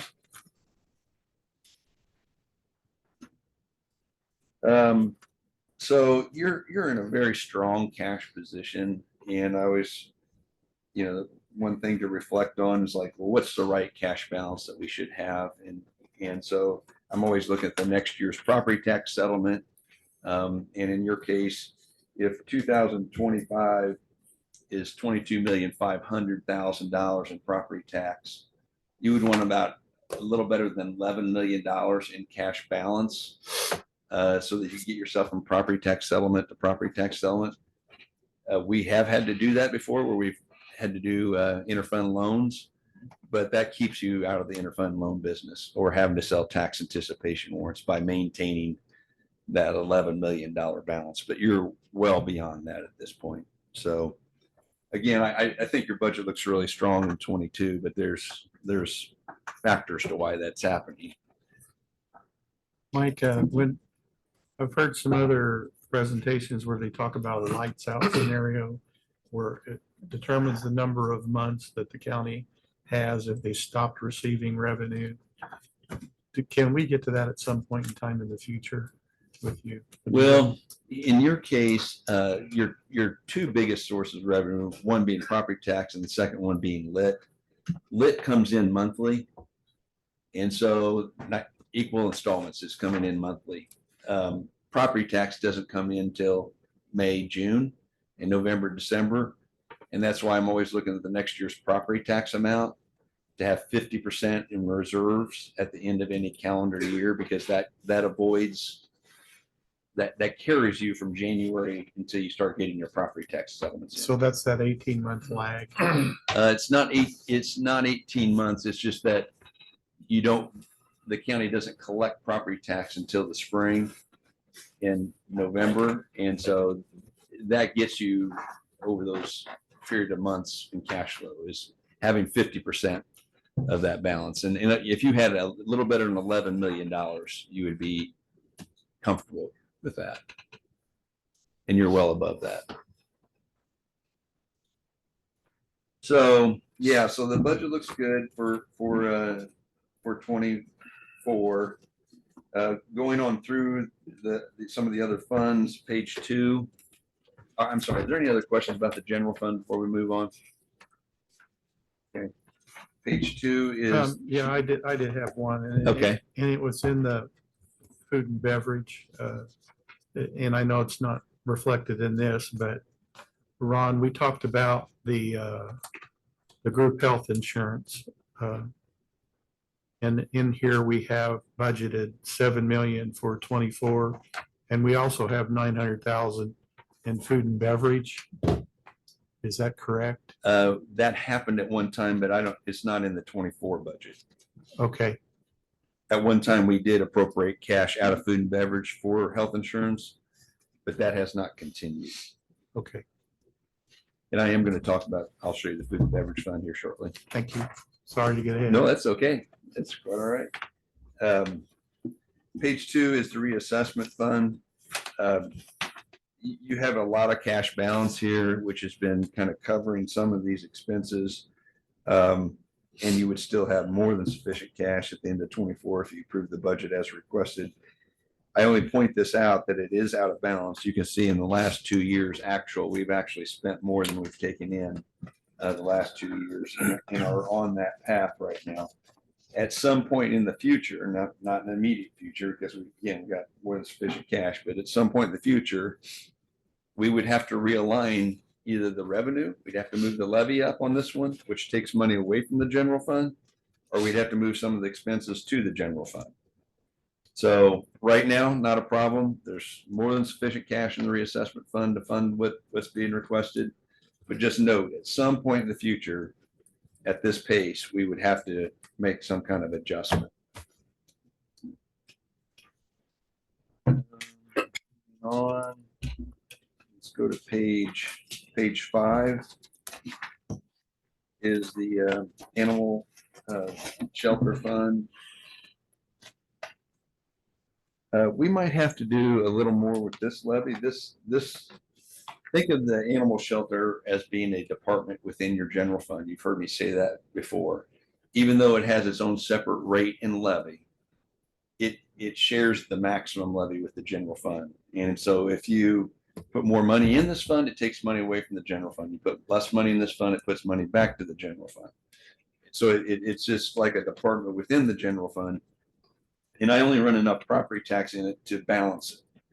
But this cash balance is a little low. And so we might need to run a little more cash into this fund. We saw it get close this year. In May this year, we saw it get close. Right now, I'm forecasting that we'd end the year with about 372,000. To be comfortable, we probably want to be closer to $650,000 there. So I've balanced it for next year, but what you might see is a higher levy here just to get that cash balance up, and then it would come back down. But this is an example of not having enough cash in that particular fund to get you from January to June. I'd do the same thing with the reassessment. Yes, at some point, reassessment's just got a large balance at this point that we continue to use. In this case, there's not enough cash to cash flow it from January to June. So could rainy day fund be utilized to? You can use another fund to make temporary loans.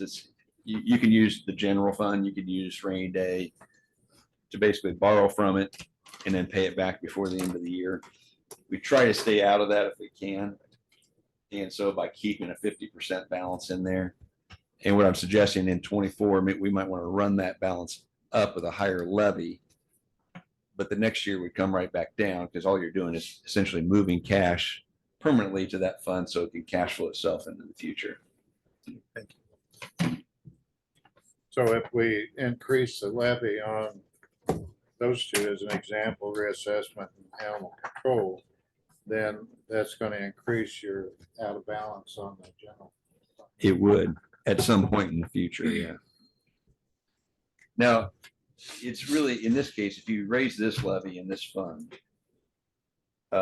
really all you're doing is moving general fund cash to this fund. So this fund would be surplusing cash then, but it would be for a purpose for cash flow only. Page 6 is the rainy day fund. Nothing's changed here. You're aware of this. At the end of this year, we should have about $3.5 million. You can transfer up to 15% of your total budget to this fund each year. But I'm actually not encouraging you to do that yet, because some of the questions they ask on the appeal forms are, have you transferred any money to your rainy day? And are you going to transfer any money to your rainy day? And I don't know that we'd want that to work against us at this point on that appeal. That might be something that we want to consider after January this year. Then to why see- did they yeah. increase it 5%? Why Pardon? did they increase it from 10% to 5%? That's Or correct. 15%? When did they do that? Or why? Just to give units more flexibility, put more cash into our rainy day fund. It is only 15% through 2024, and then it goes back down to 10%. It's of your total budget though. So, I mean, that's a big number. But beyond the general fund cash, you have this $3.5 million in rainy day that's unencumbered as well. Mike, Yes. is there not a window of time though that has to be done? Not any longer. There used to Okay. be, there was, at one time, there was a window that you had to make rainy day transfers. They've changed that Okay, and have allowed more flexibility there as well to do it anytime during the year. thank you. And could you explain the $3 million less prior year encumbrance? That was, I can't tell you specifically, it was just an expense that was carried forward from 22. I don't know exactly what that was. I'd have to get I back think to it was you. a rural road project. I Yes. believe. Did we appropriate that? We did at the Mhm. end of last year, I think, and then it didn't, the project didn't get going until January or February of this year, I think. So, right. Okay, thank you. I'm sorry. I forgot about that additional appropriation. Page 7 is the highway fund. Not a lot to say here. I mean, there is a proposal to use some of the cash, but still leaves you $3 million at the end of 24. So if you agree with the budget, there's more than sufficient revenue and cash to fund the highway request in the highway fund. Page 9. Page 9 is the local road and streets fund, and it is in balance with revenue. And even at the end of 24, still has a balance available of approximately $1.7 million. So again, the request is balanced to the revenue, so no issues there. Page 11 is the health fund. And again, this is just like animal control. The levy of this fund is shared with the general fund. So if you put more in this fund, less for same scenario. It's a push and pull. In this case, you're well above the 50% in the health fund. You're at $1.3 million at the end of this year. You really only need about 600,000 in here. We technically could lower this one unlike the animal control, technically we could lower this one and put the cash back in the general fund versus the animal control. If we raise that one, we'll be taking money out of the general fund. That makes sense. It's a push and pull. But there is, I mean, 1.3 million available on a budget of 1.5 million. That's a substantial cash balance for the health fund. Page 13 is the cumulative capital development fund. It's in balance by $525,000, so no issues there, and has a very strong cash reserves still available at the end of 24 as of this point. Page 13. We're also showing a prior year encumbrance on that. Is there any way we could identify these prior year encumbrances, please? Thank you. I'm sorry to interrupt, Mike. That's okay.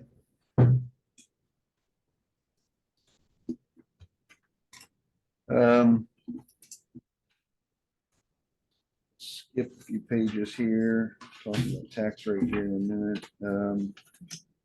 Go to page 18.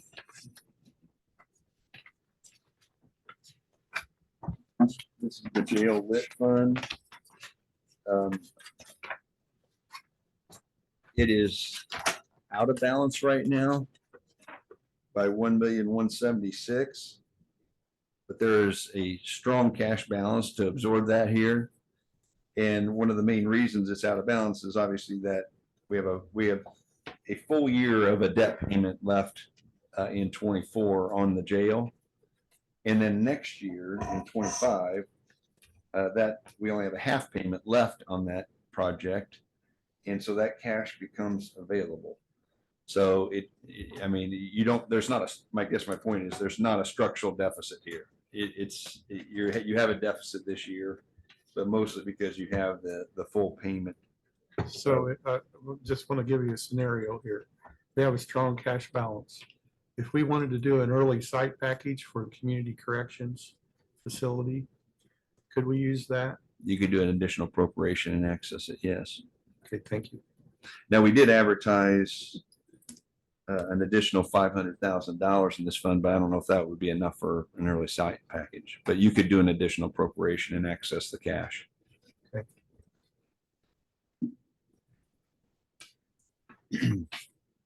The next page, page 19. This is the statewide E911 fund. This is something to put on your radar. We've been getting about 1.9 million, but your commitment from the state is only 1,654,000. And I didn't see any extra revenue come in the first half of the year, so I assume we're get the same amount in the second half. But that leaves that budget out of balance by about $600,000. And you can see if we don't get any additional revenue based on what we've got appropriated this year and the request for next year, doesn't leave us much cash at the end of 24. So at some point, we're gonna have to make adjustments here, moving this expense somewhere to the general fund. So the general fund may look good, but you got a structural problem here. And if we have to move expense, it's probably gonna have to go to the general fund. So that's something to keep an eye on in this fund. I mean, it's pretty much all personnel, right? But we're not getting enough money from the state grant loan to fund it. Page 20 is the new edit fund. And this is very similar in the sense of what's happening with the general fund. We had dollars appropriated this year that we don't plan to spend, but then we're appropriating them next year's budget and this year's budget. So, so you can see that the budget goes from 4,423,000 to 8,847,000. But then I show the unspent amount in 23 to free that cash up so that you can appropriate it in 24. So this is another one of those funds where we're continuing to appropriate without spending the money yet, just kind of rolling it forward. And just, can I jump in again? Sure. We're trying to get to a point where we sit down with bond counsel and everybody to determine how much we need for roads and all of that. If you haven't already done so, sir, excuse me. Not yet. So I think this number is a little bit bigger, because we only get about 40% of what we collect. But now we're collecting up to 12 million, and that seems to be trending upward, for these lits. So these numbers may be conservative. They could be, yeah. And my hope is that we really look hard at this and we utilize this money for a bond payment for roads and bridges. Is that a possibility? Yeah, you can do what's called a revenue bond and pledge lit to that bond. And this fund could be used for that. He wanted to do a payment. Pardon? He wanted to do a payment. Yeah, you could do payments out of here on a bond. You can make bond payments out of this fund. So if you did a larger bond, you'd make the payments kind of like the jail lit fund, in that we issued bonds for the jail and we're paying those bonds out of that jail lit fund. Very similar here is if you wanted to pledge lit and pay it out here, you could pay it out of this fund. It would stop. Obviously, there'd be less. It depends on the size of the bond issue. You'd have to be careful not to oversize the bond issue to tie up more than what you'd have available annually.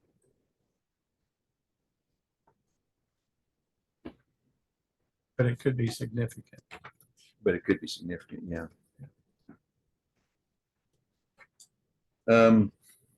Page 21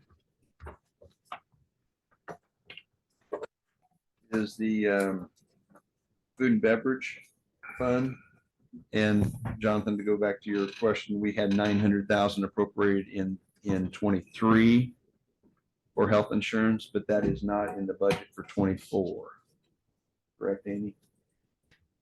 So I advertised extra 500,000. Oh, yeah. So whatever's not needed. Okay. Well, we're cut it, right? Yeah, we're cut it. So the 500,000 that we've advertised additional, if you wanted to say, well, we don't want to appropriate 7 million we don't want to appropriate $7 million out of the general fund. We want to only appropriate 6.5. You could appropriate 500,000 more out of this fund if you wanted to use cash.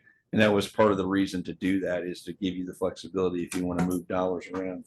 This fund has quite a bit of cash in it, considering what it generates annually.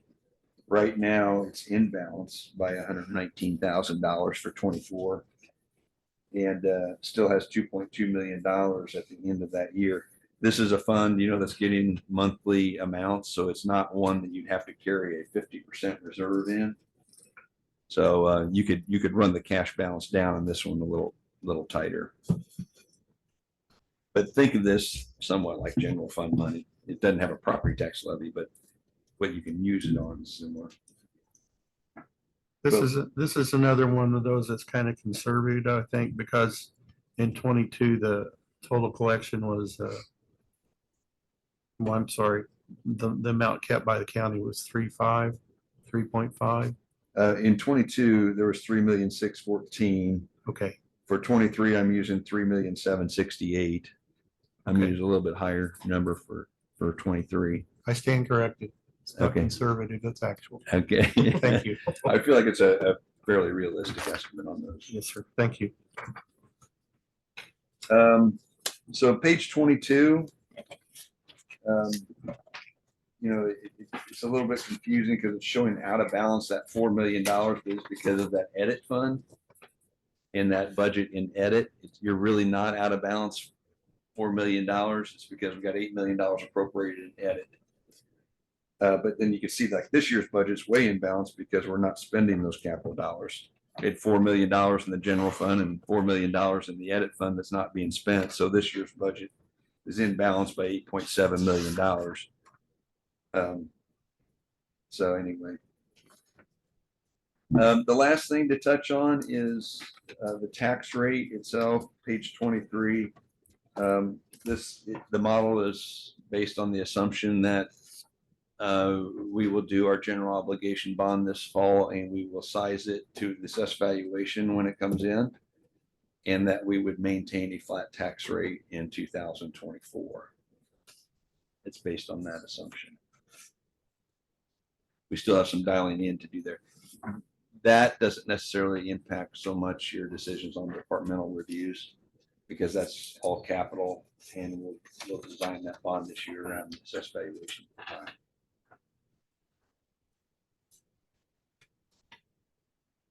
That's pretty much everything I wanted to share with you this morning. It is the 24 budget looks good. It really looks good, but there are some things in there that are pretty big swings this year. So.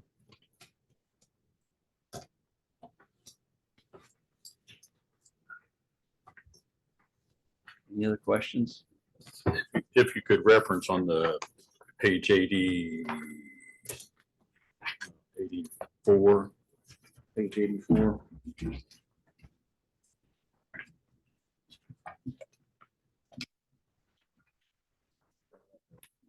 Sample property tax impacts. If you could just go over those for the public, it's good to hear. Yeah, so I put these in here, but it somewhat depends whether they're at the circuit breaker or not at the circuit breaker. And you could have two homes identical, one in a municipality and one outside in the unincorporated areas, and one hitting the circuit breaker and one not hitting the circuit breaker. This is just to show you, if you're not at the circuit breaker, what your taxes might look like.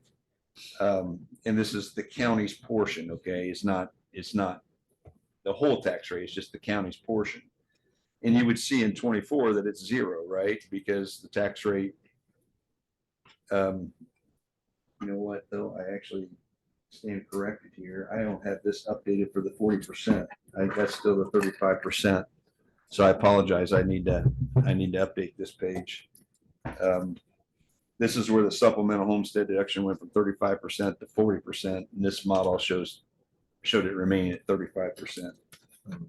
But it will depend again too, what the homeowner saw in the increase in their assessment, right? So I'm gonna give you an example. Let's say you have a $300,000 home and it went up 10%. All right, well, it went up 10%. They're gonna get an additional 5% supplemental homestead deduction. Probably not gonna be enough to offset the 10% they got on the assessment increase. So it's, again, going to vary throughout the county, depending on where they live, the impact of the circuit breaker, what their home value did, and whether they're getting the benefit of that 40% or not. So it's not an easy explanation because it varies throughout the county. Not something you designed. This is the tax system of Indiana and how it is set up. So, you know, for most years, trending values, home values had been fairly normal. In the last 2 years, I mean, property values have gone up dramatically, and so it hasn't fit so well. You know, the property tax system of Indiana is really showing some of the flaws when you get into these real wild swings of property values. So, and that's why they spent so much time at the State House this year they didn't do anything with 23. 23 just hit, right? Everybody kind of got hit with that one. But in 24, they've been trying to mitigate that by lowering that 6-year non-farm personal income factor and lowering the assessment by increasing the supplemental homestead deduction. So those were some of their attempts to lessen the impact of 24.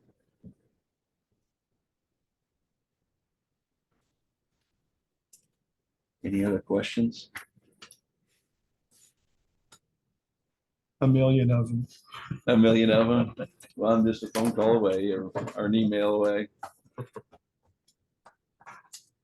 Any other questions for Mike? Mike, we sure appreciate you coming in, as always. My pleasure. You're invaluable. Don't ever go away. Okay, I won't, as long as you'll have me. Thank you. Thank you. Thanks, Mike.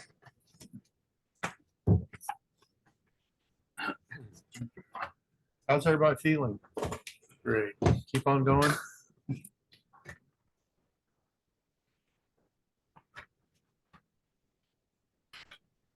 Okay, the next one up is Circuit Court, number 1001131. Hi, Sheena. How's that? Good? Yeah, how far will you be going? I am going up to and including ADR fund. Wow. Yeah. ADR number 2201. Correct. Okay, on that, okay. I kind of knew that, but I kind of didn't. It's all good. So Sheena Johnson, Court Administrator. For the Circuit Court General Fund budget, I don't think there's anything very unusual in there, but I'm happy to answer any questions you have. No, it's pretty straightforward, and I appreciate all you've done and all the documentation that you gave us. Of course. Very thorough.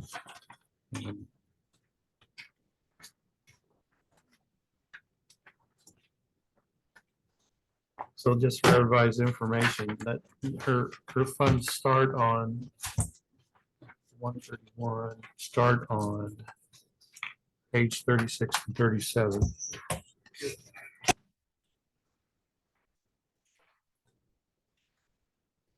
mean, can we put it up on the screen?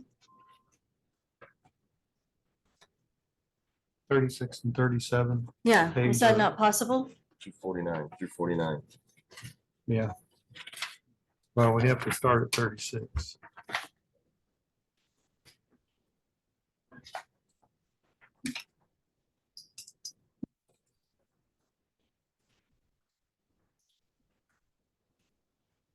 We don't have those sheets. Yeah, okay, all right. So for council, 36. And then we go all the way down to ADR. There's 2201. It goes to 49. Yeah, I'm sorry, John. It's okay. I said that. Way ahead of me. Sheena, if you could just brush on. Sure. I think for circuit court, I think we just put 5% on pretty much everything. There is an increase in indigent legal. It's basically a bookkeeping thing. We added the 52,500 that we took out of public defender contracts, added it to the 185, put 5% on it, and came up with that 249,375 number. So you see a big increase there. That's not really a big increase. Other than that, we have 5% on the salaries. I think we have between equipment repair and maintenance and let's see here. Professional services, we moved a little bit of money there because we thought the needs had changed a little bit for next year. Other than that, I think that's really it.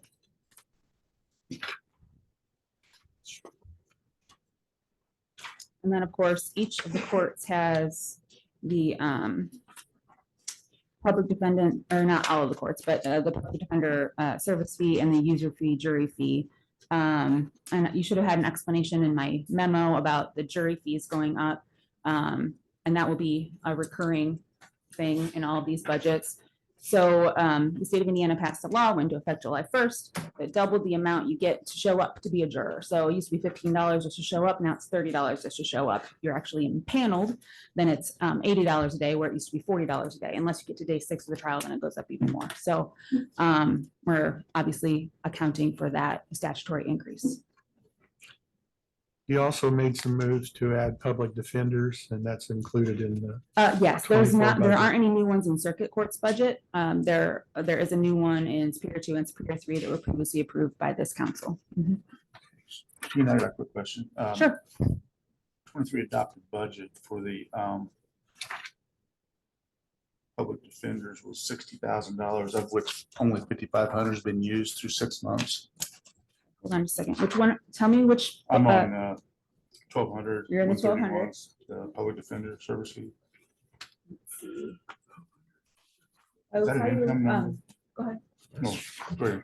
I will tell you Page that I 45. don't write the claims for this. It's part of what, oh, I see what you're looking. Okay, so for last year, I don't think that the court reporter there has been taking all of our $60,000 public defenders out of the same line item. So for next year, that's why I cleaned it up a little bit. So if you look back on the 1001, you'll see that we've done the 180. That's because we have 3 full-time public defenders in circuit. So there's 60 apiece. Now, if we have conflict defense, we have CHIN's defense, we have other indigent expenses, which include, I don't know, mental health exams, expert fees, anything else that could come up in the course of a defense.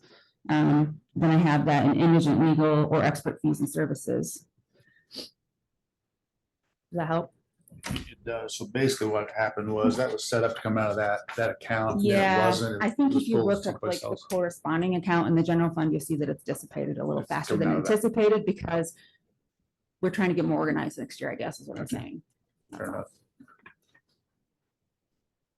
Not a high turnover rate, so you're doing well there. Yeah. I have a question about the VASIA grant, if I may. Okay, are we, do If you, we're at that do you want to do point. it now?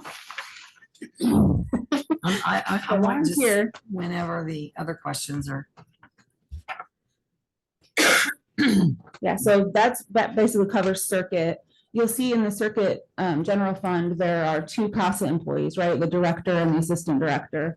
And then she also has her grant funds, which are the 1,200 and the 2,501. Which we're not asking for substantial changes in there either. And then your juvenile court, I don't think we didn't ask for anything substantial in there either. So I'm just to get you down to Superior One. If you have any questions, let me know.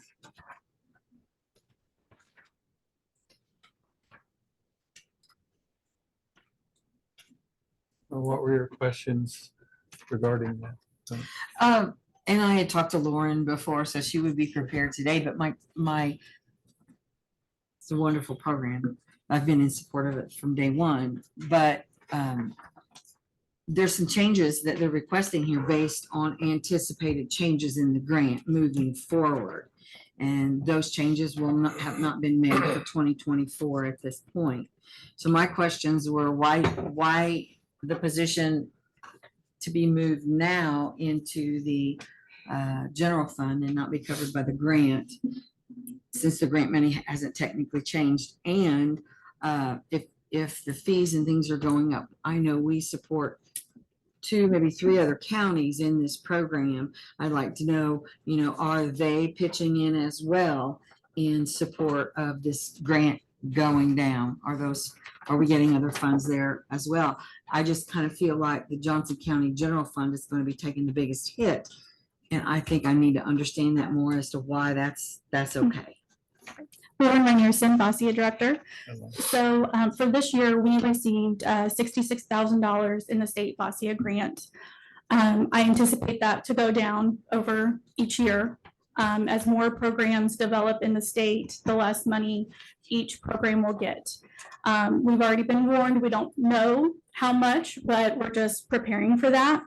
With the $66,000, say I get that again for next year, and I pay my assistant director the salary of $62,935, that will leave me $3,065 to operate on. We do receive $10,000 from Shelby County. However, that's if we get more money from Shelby County next year. It's a year-to-year basis when we find out if we're going to continue in that county. So that would leave me $13,065 to operate on, which that alone will be my attorney fees for an entire year. Because year over year, we have gone up because our cases have gotten worse. There's more exploitation, there's more family dynamics, to where we're in court more. My attorney's having to do more work for us, and we're having to get the judge more involved. I know this is classified as, you're the director, Yes, right? yes. And then you have an assistant director. Yes. And are there employees under this assistant director? And how long has this position been in place? Does this person do everything that you do as well? And does it, obviously, the opinion is it does require 2 people at that rate of pay, so. Yes, actually, we have the lowest number of employees in the state compared to all the other programs. We did an analysis on that. So yes, we have 2 employees. We don't have anyone else as an employee. We have volunteers. It's a volunteer program. However, like you've heard all day today, it's hard to find employees, let alone volunteers. And we have a very high standard for our volunteers. It's like a whole like an application process, just like getting a job. You have a background check, you meet with the judge, you get sworn in, we do references. You have about 3 months of training before we even allow you to meet with one of our clients. And it's hard to find someone that will take on the responsibility of caring for someone that's not even their family. We do have contracted advocates. That is one thing that we have found to work, where we can pay someone to advocate for our client, since we don't have enough volunteers. We only have about 12 volunteers. A lot of them can only handle one client at a time, which is understandable. So we do have paid contracted personnel, and it's $100 a case per month, with a minimum of 3 cases. So your budget last year, when this was not in the general fund, were you able to survive last year? Yes, because we receive guardianship fees. We get $35 a month for every Medicaid client that we have, which is not much. And then we do have some cases where the client has assets. And depending on the judge's order, we can charge up to $100 an hour on the work that we complete. We don't have a lot of cases where they have a lot of assets. So with that money, we use that guardianship fee money to pay our contracted services. We do not use the grant. We would not ever ask the county at this time for that. That's something we want to use our money that we make on every month to pay the contracted services. So assuming the I'd like grant to- fees, I have a question too, at some point. Go ahead. assuming the grant fees stay the same, do you have it earmarked what you're going to do with that additional grant money? Probably just advertising, additional funds to keep our volunteers happy. We take them out to lunch every other month. We give them gift cards as a thank you, just to keep the volunteers that we have, because we cannot afford to lose them. And then most likely more attorney fees. That's our biggest expense. I was a CASA for 12 years, so I know exactly what you're You just don't know what to anticipate with that. Right. Thank you. Thank you for answering my question. Go ahead, Melinda. Okay, yeah, I've worked with CASA. I've worked in the nursing homes. I've done it all medically. My question is I know a lot of volunteers are perhaps retired people. Is there, other than a background check, I mean, can we reduce the barrier for volunteers some way? No. All of our clients have been exploited in some way.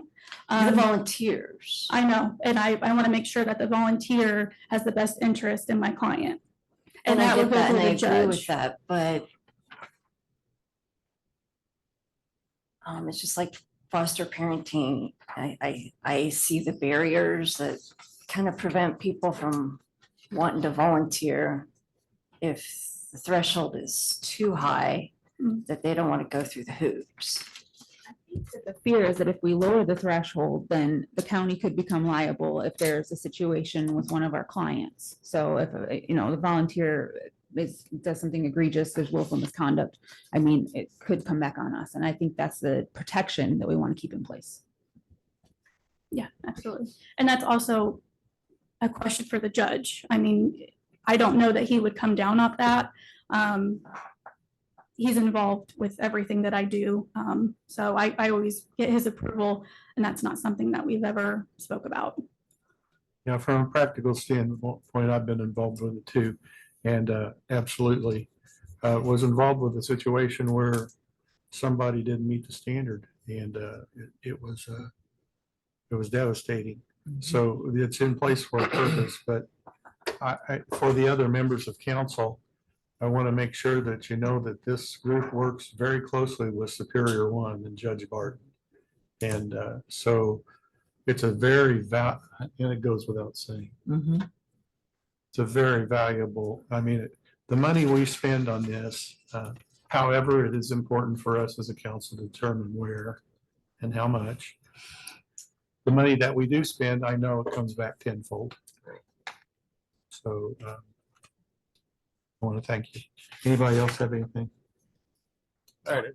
Go ahead, John. Have you guys increased Shelby County's rate?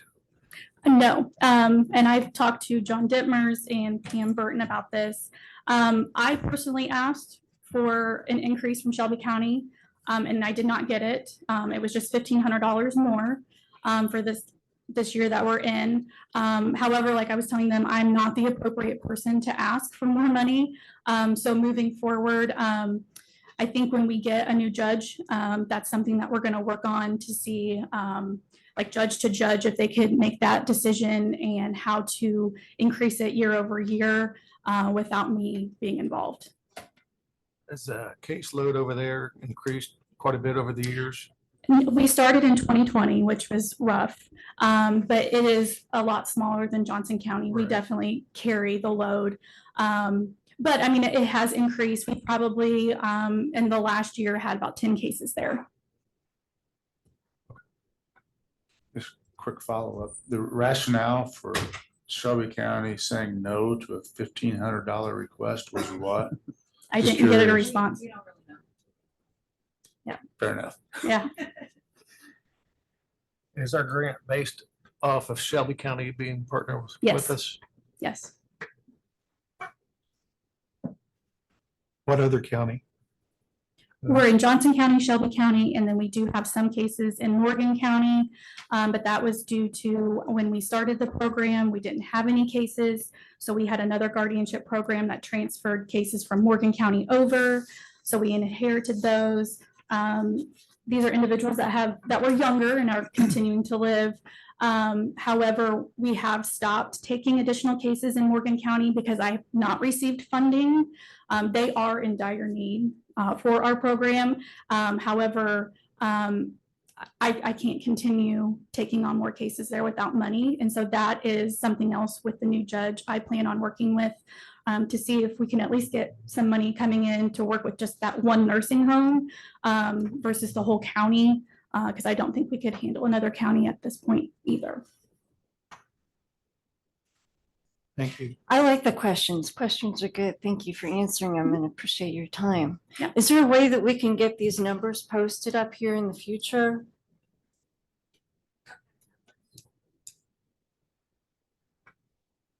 I'm sorry, I didn't hear that. We'll work on it at lunch. Okay. All right, any other questions for Sheena?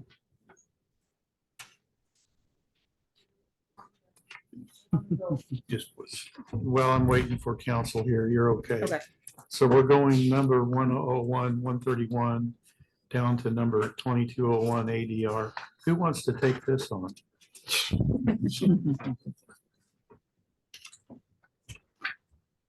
One oh one down to what? 2201 ADR. I'll do it. I make a first motion to approve account 1001140 Juvenile Detention Center. Nope, one down. I'm sorry, Melinda. Oh, okay. 131 is your beginning. Okay. 1001131 Circuit Court, 1200131 Supplemental Public Defender Circuit Court, number 2501-131 User Fee / Jury Circuit Court, account 1213 CASA / GAL, account 4917 CASA User Fee Fund, account 1001137 Title IV D Juvenile Court, account 1001132 Superior Court Number 1, account 2501-132 User Fee / Jury Supplemental Court 1, account 1001-133 Superior Court Number 2, account 1200133 Supplemental Public Defender Superior Court 2,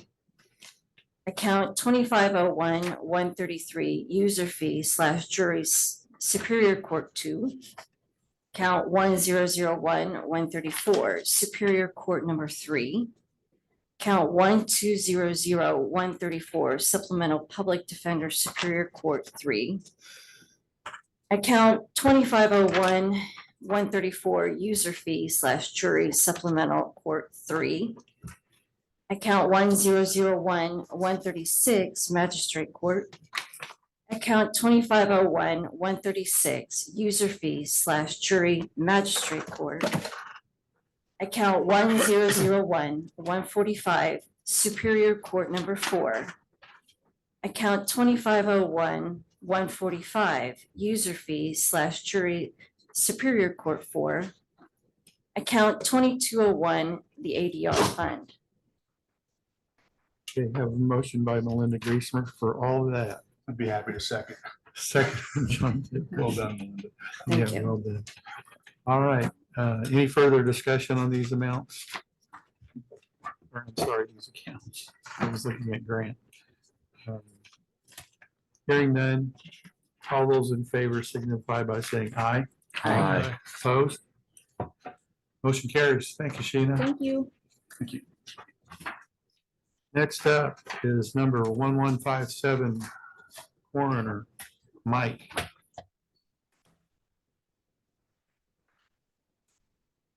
Back from Hawaii. Yes. Give us a little update before you get started. Let's just be glad that we aren't dealing with what local government is dealing with out there in Hawaii. Absolutely one of the most devastating sites that I've ever seen. I've been to a lot of different disasters, but they've got a long, long road of recovery, red tape, political involvement at all levels. And so it's going to be a while, but we not so imagine, the city of Franklin, if you lost the majority of the city of Franklin to fire and literally burn everything to the ground with nothing left. That's pretty much what they're dealing with out there in Lahaina. So bad deal. Thanks for the update. Use your wisdom to pass on information, how we might better our local government. Thank you. So Michael Pruitt, Johnson County Coroner, and sorry we didn't get a chance to meet face to face with my schedule. I did send out a couple PowerPoints. I actually sent out probably a couple. One you could read, one you couldn't read very well. So I did fix that. Ron brought that to my attention. So, but anyhow, I'm here to answer any questions. I think the biggest change in our budget was the request for a full-time person in the office as an office manager. When is your office expected to be completed? I know they cut ground, but when is it due to be complete? So being optimistic, we had this conversation with Wes Harrison the other day at our site meeting. Maybe late July would be the earliest. July of next year, Yes, of next year. 2024. And August. So that's kind of where we're looking, but there's a lot of things that could disrupt that progress or speed that up, obviously. I noticed one thing that wasn't in your budget, and perhaps Commissioner West can address it, but I didn't see anything in here about furnishing your new location. So that we're still building that list of office equipment that we'll need. We've had those discussions. There's money for office equipment that we did not spend in this year's budget yet because we weren't sure where we were going to be next year. So that is part of the project we're working on, because there's some new things that are probably going to develop in our budget now that we're getting our own building. And some of those things we'll be able to share with the health department. We've had those discussions too. And we've been working side by side with them on furnishings and coming up with a master list of what we're going to need. So we're really kind of up in the air, but we've been talking a lot about it on where we're going to be and what the cost is going to be to take care of those furnishings. I know Wes isn't here, but a lot of times in the package, within the building package, there's an FF&E budget that's finished furnishings and equipment. You should have within your budget something to do that with, and I think that he does. I've heard those discussions. So Within the is that building right? budget. Within the building There budget. is. I think the health department is also going to be trying to get some grants to help out with those soft costs as well. I guess looking at your budget here, I mean, you're blessed by getting a new office. And as I've had to say in prior years, Rome was not built in a day. So it takes time. I know I've started businesses and companies, nothing starts out big. So as far as increasing your budget to include an office manager at $48,000 a year, I think we ought to wait until you actually get the office to do that. I think that we've been generous as a county with your department, and you've done great things. But I think this is really jumping the gun. I think we ought to do a wait and see. And once you have the office established, then we'll address it next year.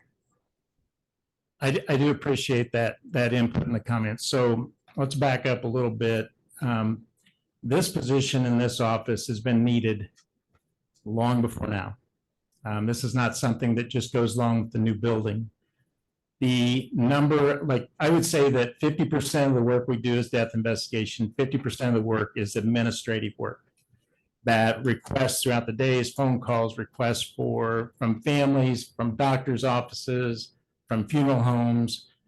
Those phone calls all come to my phone, okay? And we work through those and get things done, not in a very timely manner, not in a very efficient manner, because we all have full-time jobs. It's not our full-time job. We're the only office that does not have someone that does this. There's the clearinghouse for information, the clearinghouse to take care of claims, the clearinghouse to make sure that payroll is taken care of all the time.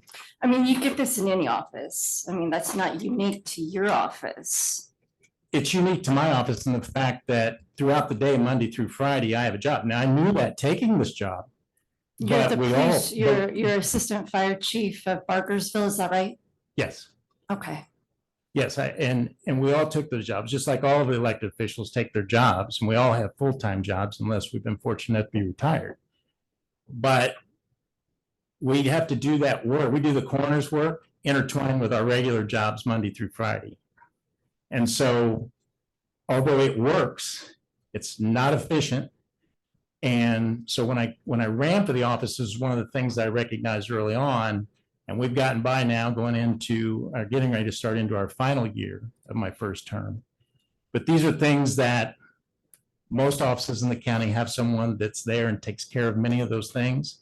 And now we're taking care of them at all hours, taking care of them after hours. I mean, it's, to me, the office does not, that's probably our least efficient part of the office that we struggle with, is taking care of that business. And it's something that I think the office has struggled with for years.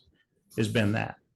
We're not a big office. We don't have a huge budget, but the things we do in that office are extremely important, especially to families. Well, of course. I see the shift differential pay of 45,990. Is that shift differential for people working overtime, or what is that? No, we don't have overtime. Everybody's part-time in our office. So the shift differential, so when somebody signs up for a shift, they get the shift differential for being on call. We talked about hourly rates, but then when we talked about hourly rates, that, then we bring people in that they have to be in the office, during their 12-hour shift or their evening shift. So this is just to compensate them for being on call as the deputy coroner for that 12-hour or that 24-hour period, whatever we have them scheduled for. And that's something we've had in place now previously. I still think this should be handled at next year's budget. That's my opinion. Well, they have an office already. Yeah, they have, yeah. We have an office and facility. Right. So right now, like I said, when we get requests for cremations, we get requests for medical records, we get requests for autopsy reports. Some of our families that we deal with and work with doesn't end the moment the death investigation is over. A lot of times it goes beyond that. We have property that needs to be mailed and handled many times. The other thing is getting someone trained early in our office. So when this office does open up later in the year, then we have that person on board ready to go. And so, but like I said, we make it work, but it's not very efficient. And I think in this county, when I look around at other counties similar to us, to make this work efficiently, then we need to get that person in place. I guess your salary of 34,923 is compensation for your work. And then your assistant fire chief too. And I'm Well, sure. let's not throw my fire department job in. That's not fair. To throw that in there and stack that on top of the same, it's But it almost is like taxpayer portraying me money. here as making plenty of taxpayer money to money. do all this work. And I don't know, are you spreading yourself too thin perhaps? no, No, I don't spend I take every moment of my job at work. We're at the coroner's office. We manage that and do the best we can. And that's not just me. It's my chief deputy and it's the deputy coroners. You know, we do our best to manage our time. So I'm not spreading myself thin. I'm just saying, you know, if we took out the administrative assistants to every other office in this county, that would put it all on the department heads. But to that's do what all you're that getting work. paid to do, 34,923. You agreed to it, and that's you agreed to You're that. right. You agreed to get elected and Right. sit in your position, And- right? And And I'm if you watching do- out for the taxpayers. I understand that, and so do I. 34,000 is not getting rich. No, For- but for the when you amount of- combine it with going to FEMA trips and Okay, Melinda, when you asked about this should be in next year's budget, I just wanted to clarify your request. So do you mean at next year's budget time? Going through this or putting? it well, in- for the additional person that he's wanting. Yeah, when would that be then considered at next year's budget time or? Yeah, next year.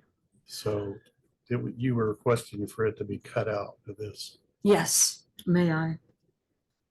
Yeah, go ahead.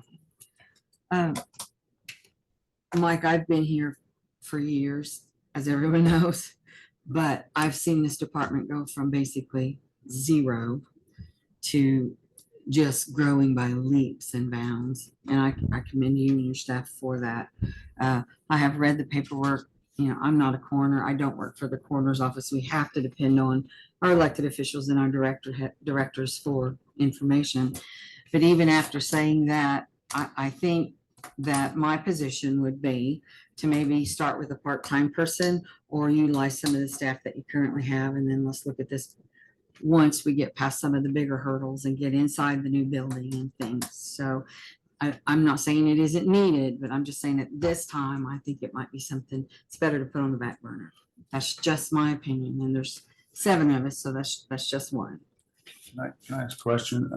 Mike, would you be asking for this position with or without the new building? Is the new building, does it have anything to do with this? Or do you No, have this this need is, now? this is a need that we have now. This is a need that this office needed a couple of years ago. And for whatever reason, it's never gotten to that point. So this is not necessarily for the new building. The new building adds a whole new level to this because it's a public building. So having somebody there Monday through Friday to work at that office because now we're going to start releasing our own bodies to the funeral homes and so forth. A lot of work going on there administratively. So this is something that's been needed in this office that just I have not asked for up until this point. So to be clear, the new building is exclusive from this request. It just is. happens to This go is a inside. But your standalone email request. to us said it was needed because you're moving into a new building. That's part of it. That's part of it. But I've also said this position has been needed for a long time. So the other thing I would say is I think there's a professionalism and a response time, reasonable expectation that comes with the work you do. It's sensitive, right? If you're dealing with families and all those kinds of things, it's part of the face of the county out in the public in a not so positive way. So to me, if you're having to do all these things and you don't have a central point of an ability to respond and to basically be available, so to speak. Not that you're not, but it just seems like this makes some sense in the office as the office evolves into something that I think is more of a benefit to the county. And so my point to all that is it feels like this is a natural step to evolving into probably what you want this to be from a professionalism perspective and that sort of thing based on the responsibilities you have. That's sort of where I sit, premature or not. Let's say it's a year ahead of himself.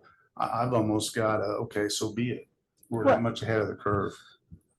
I don't know. I just think you probably ought to be in the office more to do this work that you say you need done for 35,000 a year. When would you like me to do that? I don't know. You know, I just don't know. I know you're gone a lot and I've had people complain that you're gone a lot. This is the first time that you've never placed that phone call to You know, me. I got emails to show it. Okay, sure. I would love to see those emails. So Mike, let's get where'd you back come to, up excuse me, please. Let's just get back to budget. All right. Any further discussion and any further questions for Mike? this point in time? Where'd you come up with the 48,000 for the salary? The 48,000, so I talked to the auditor's office. We looked at other office managers within the county in that kind of position area, and there were some higher, some lower. And so I just put that in there as kind of a medium. What was the lower amount? Amy, I mean, what was some of the lower? It went everywhere from the mid 40s up to over 50, but a lot of that had to do with how long somebody had been on the job also. And that's part of the problem, what we're looking through and some of this thing that we're getting into in the committees and looking at a lower range and an upper range that we need to get to. So that somebody hiring into a new position is not hired in at a higher rate. But that's another discussion. So anybody have any other questions for Mike? What's the lower amount? I think the average is about 23,000.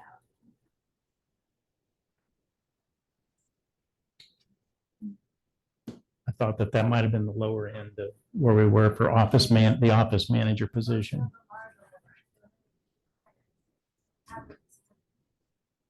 And let me clarify something. Because we budget for $48,000 doesn't mean that he has to hire somebody for $48,000. But usually they correct? do. Mhm. Well, that's where we're gonna have to ask our department heads and elected officials to have some discretion.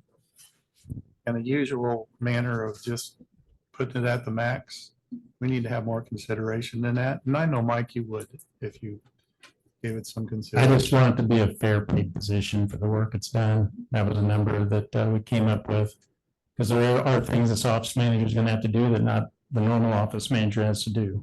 When you're releasing bodies or moving bodies around the facility, not everybody wants to do that. I'd like to correct, they are also going to be a deputy coroner. We would put them through the 40-hour training just so that they fully understand the workings of the coroner's office. But they wouldn't be going out on. Not unless they absolutely have to, but they would not be going out. And they're dealing with pretty sensitive information. Very sensitive information. And that's one of the big things is that we get to things when we can and we handle getting the, cremation order signed because that is my responsibility to do that. Getting the death certificate signed, getting medical information. A lot of times we have to acquire that from doctor's office. So there's a lot of administrative stuff that goes along with this office that prior coroners have gotten by with and did what they could. But one of my goals is coming into this because I got to look down the road beyond me and try to set this office up for the growth of the county, for the coroners coming in after me, and to make sure that we're on the right path. And, if you look at that per capita that I put in the PowerPoint position about what's spent on our coroner's office per person versus all the other counties, we are way behind everybody else. And we were in the past too, and we knew that. So we're just trying to play a little catch up. And I don't feel that the money we're asking for to do that. I mean, we stayed within our 5% increases. And, to move forward other than the full-time position. It's not just 5%, it's 5% plus you're growing government, plus the new office manager position, plus you're gonna have a new office, and you're gonna have new office equipment. You've been very blessed. I'm not gonna say that I'm not been And you blessed. need to thank the taxpayers. Trust me, we do every time we go I've out. not heard it. Okay, that's fine. Back to a budget item, just a justification on line item 3,700, transport fees. That's out of the control, but can you explain what happened there? So the transport service we once used was Jetson Funeral Home. They went through, the business was sold. And so when that happened, the transport situation changed for us where they had provided transport, charged us a certain amount. I think it was $120 somewhere on their transport. We hired a new transport service that's dedicated. That's all they do is transport. And they do it for funeral homes. They do it for us. They've done an outstanding job. Because one of the things is obviously showing up at our transport service, being very professional, working with the family. And so we use this service now to do that. With that, our cost for transport did go up. Now we've been able to manage that okay. It hasn't overwhelmed us in our transport budget by any means. But that's where we changed transport companies. Now, Jessen will still do transports for us from the morgue to their facility to do the autopsies, because that's just, they don't need a bunch of other companies coming in and out and dropping people off the facility. So they do that for us as a courtesy, basically, at this point.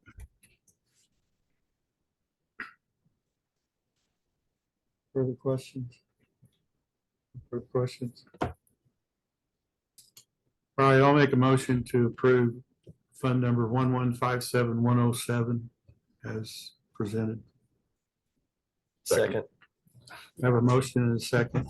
All those in favor signify by saying aye. Aye. All those opposed? Here, yeah, me, definitely me. Okay, motion carries. Thank you, sir. Thank you.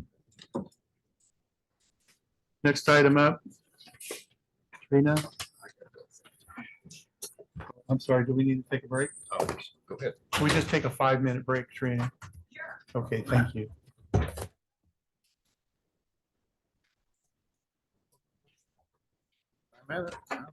See how much coffee's left.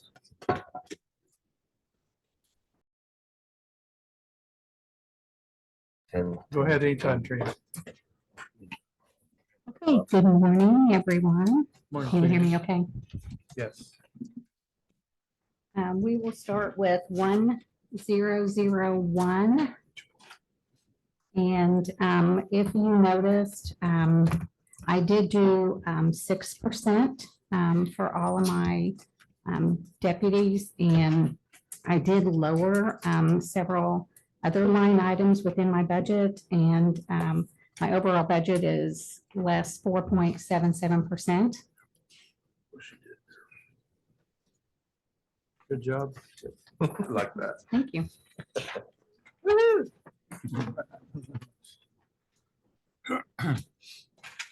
And if you want to go ahead and address the others, go ahead. Okay. And then the next one is 114. And I have a few things I want to go over on that. I did want to do an amendment on my 3 deputies that are in those positions. I worked on my budget and I reworked it, and after checking with all of the other offices, be it the assessor, recorder, auditor, treasurer, I looked, and the deputies that I have with raising their salaries up to the first deputy to 51,516 and the 2 deputy clerks to 43,600, they are still less by more than $1,000 from all other offices within those same positions. So they're all Comet 1 or 2s. And I feel it's very important to try to get those salaries up. I've worked with the county for a long time, and the clerk's office used to be one of the lowest salaries for all of our deputies, and we have tried every year to get those up a little bit more. And of course, as we go up, then the other offices go up. In regards to the deputy clerks that are in the voter registration, they are responsible for a lot. We have over 116,000 registered voters. They are responsible for making sure that all of those registered voters are precincted into the correct precinct. If we have our cities and towns that do any redistricting, then those deputies are responsible for making sure that they're redistricted and precincted into the correct place. We process over 1,000 marriage licenses every year that office is also responsible for. So they do a lot of different things. I think within, when the salary studies were done, they were listed under Comet 1, so they were down there pretty low, but we are working really hard.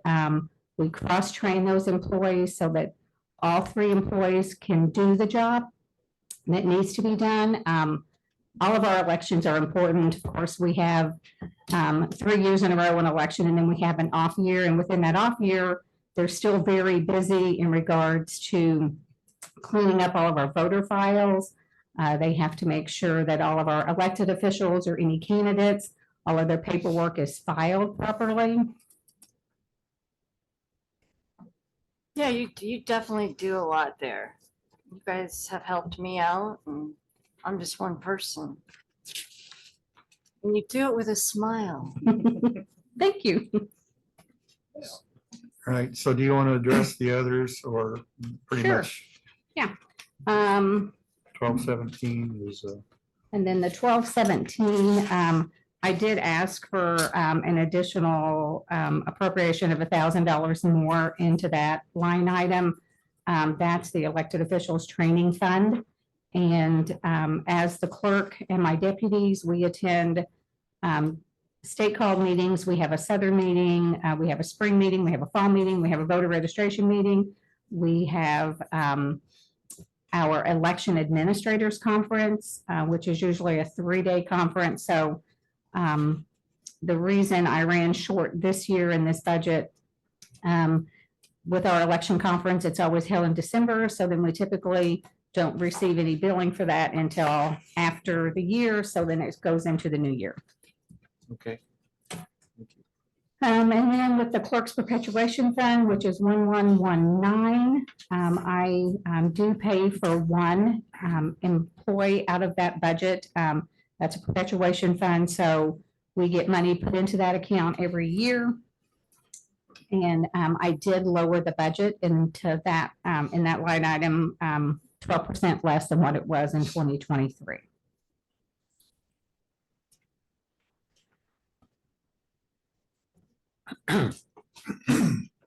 If you go back to 1001, 114, it's obvious, but if anybody's reviewing the budget outside of the council, all those increases are related to the elections next year, as far as the increase in election day workers, and all the other overtime, office supplies, professional services, they all relate to the upcoming election in 2024. Is that correct? Yes. And one item that I did want to talk about was the 11102 absent voter board. So those are all poll workers that work either at polling locations or at the courthouse. So we start voting typically 30 days. With the municipal election, we will not do 30 days because there's not a need for it. Right now, those poll workers are paid $11 an hour if they are working at the courthouse. And I did want to talk to you a little bit about that to see if maybe we could get that raised up a little bit. If they work on election day, we have different salaries that those poll workers made. So if they're an inspector and they work on election day, they receive $200 for the day. And if we typically round that to say 14 hours, because the polls are open for 12 hours, they have to be there an hour before, they're usually there at least an hour after. That brings their hourly rate to $14.29 an hour. And if they're judges or clerks, they receive $145 a day, and that's about $10.36 an hour. So I wanted to just talk to you guys about that, see if you feel like that's still fair. I definitely would like to get our hourly at $11 moved up a little bit if possible. So where is that shown on your funds? I'm sorry. So it's just the total amount. So it's under 11102. What are you thinking? 12. Now, would that, the 75,000, would that cover that, or would that be short? Well, I looked back at the 2020 election, which we can't really compare because we had a pandemic. So we didn't have very many vote centers open. So I can't really compare it to 2020. And if I go back to 2016 election, yes, it should cover that. So the amount you're showing here is the amount you're asking. No, they're currently at $11 an hour. The total amount, Trina. Oh, the 75,000, yes. Okay, went to $12 an hour. Yes. 75 we still cover it.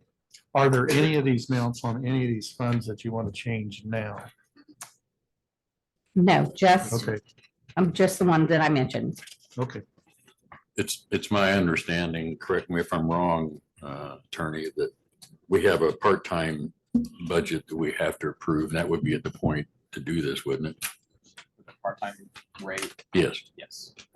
So it should be addressed when we go over the part-time budget, the part-time suggestion. I don't know that the election board is in there. Is in Yes, it is. part-time. It is? Yeah, it's in there. Okay.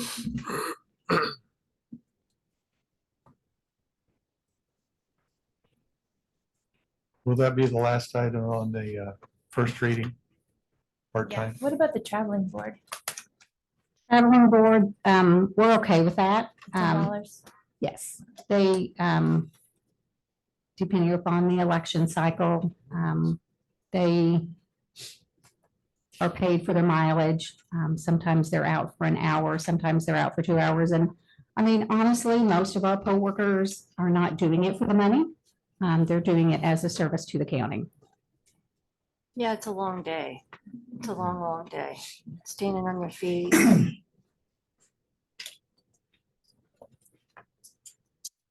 I have no issues with any of it. I'll go ahead and make a motion to approve. The changes, What? wasn't there changes on the election board? For three the deputies? absentee board, that would be from $11 to $12. I thought you was about the deputy clerks and the, And the deputy clerks, yes. Changes from what's presented, or is this accurate in the budget? Well, the part-time rates are separate. we're not talking about, a part-time. No, the 11201 would be 51,516. 11300 would be 43,6. And 11301, 43,6. One more time? Yeah, so that one more time. Okay. That's why we really need it up on the board. 11102, 51,516. 516, 51,516. Okay, got it. 11300 is Uh-huh. 43,6. And 11301 is 43,6. And that's under fund. 114. Election board, 114 election board. Okay, I just want to make sure everybody's clear. Yeah. Make Your motion. So I'll make a motion to approve Fund 1001101 clerk. As is, moving over to account 1001114, approving that with the following changes. Account 11102, changing that to 51,516, which is $12 an hour. No, No. no. Okay, my bad. So changing that 11102 to 51,516. No. No. 11102 would be $12 an hour. Right, okay, I had it. And then 11201, 51,516. yes. 201. Yeah. Okay. I'll start that one over. Approving account 1001114, the general fund for election board with the following changes. Account 11102 at $12 an hour. Correct. And then account 11201 at 51,516. And then account 11300 to 43,600. And then account 11301 at 43,600. Correct. Okay, And then moving on to approve account 1217101, the elected officials training clerk office, approving account 1119 clerks perpetuation fund, and approving account 8148, the voting system reimbursement. Did I get it all right? Yes. Motion by Melinda Griesmer, second by Jonathan Myers. Any further discussion? Just a comment. I appreciate what's being done here, and I appreciate the job description that you gave out all the responsibilities and so forth. That is their responsibility, correct? I mean, that's what they do today, and that's not changing. There are no changes. It feels to me like the premise of these increases are the fact that others are getting paid something different, therefore these guys deserve it too. And I'm not suggesting they don't. I have a problem with that rationale. And I said it earlier, and I'm just trying to be consistent with my comments, and it's nothing against your logic. I just don't necessarily agree with it. And so I think that I just want to be on record to say that. I'm not saying they're not deserving of it. I'm just saying it feels to me like there needs to be another justification, and we're making a decision on the fly here. Oh, it's not on the fly. There's plenty of inflation out Well, there. it certainly is different from what the budget says. I mean, that's what I'm saying. Well, they're employees and this is public sector. This isn't the private sector where they can kind of call the shots and do as they please. With the public sector, you have to be more fair. The change we're talking about deviates from the presented budget. Is that not correct? That is correct. Thank you. That's all. That's my only point. Thanks. That's it. Thank you. All right, yeah. We have a motion and a second. Any further discussion? Yeah, I had further discussion on 8148 voting system reimbursement. I just want to make sure this is the same thing. It's relative to the 2024 election, where there's field tech trainer, major increase, computer operator, major increase, and professional services, major increase. Those are all directly back to the election. Is that correct? That's correct. And this is a grant that we've had, I believe, since 2003. So once this money is gone, it's gone out of that fund, and then we'll have to start using the general fund.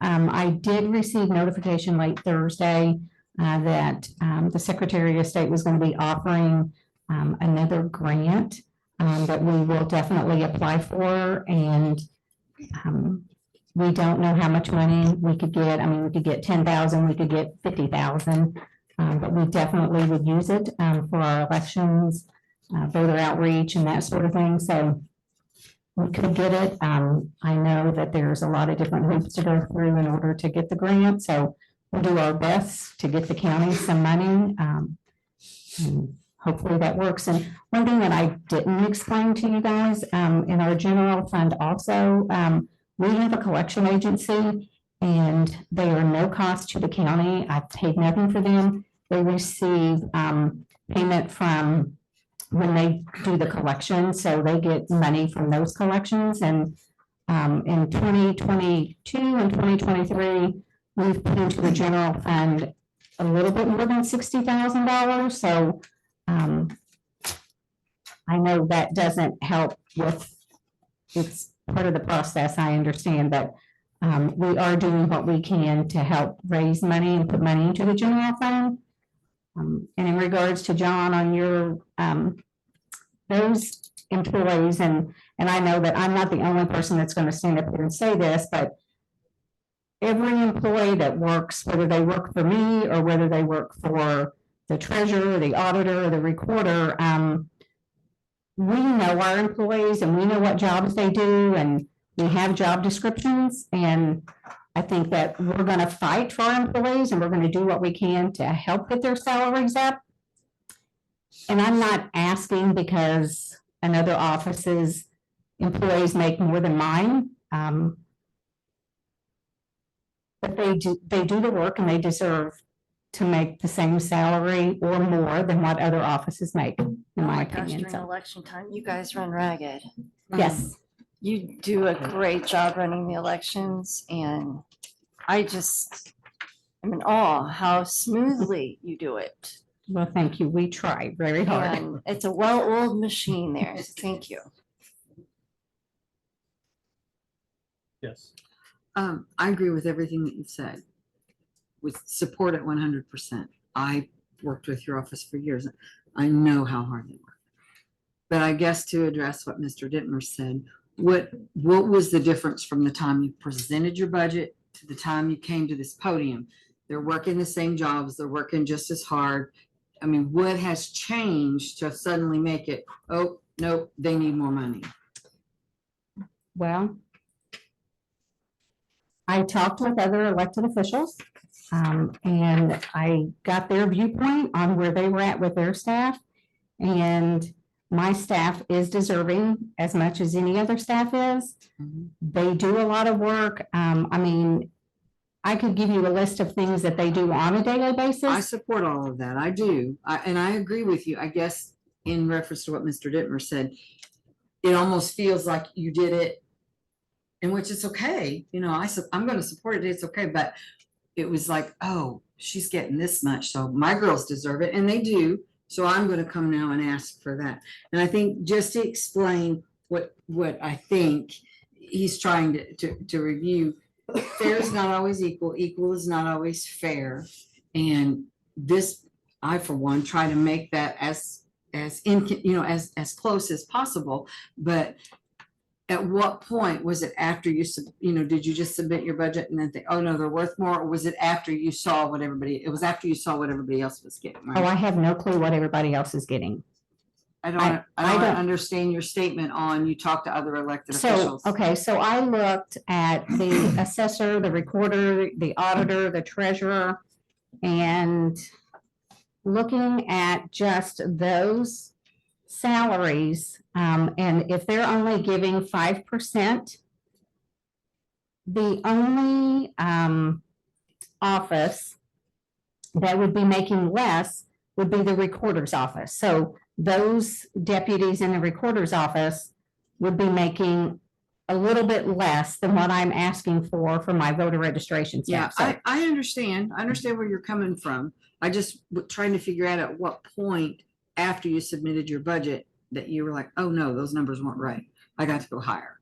Well, May I please just move this forward? I don't know that we're going to come to resolution right now. Correct. So if we could, I have a motion and a second, and I'd like to call for a vote, please.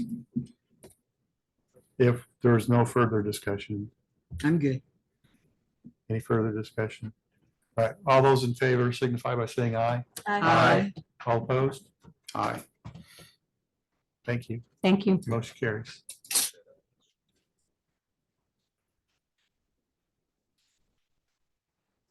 Next up is surveyor.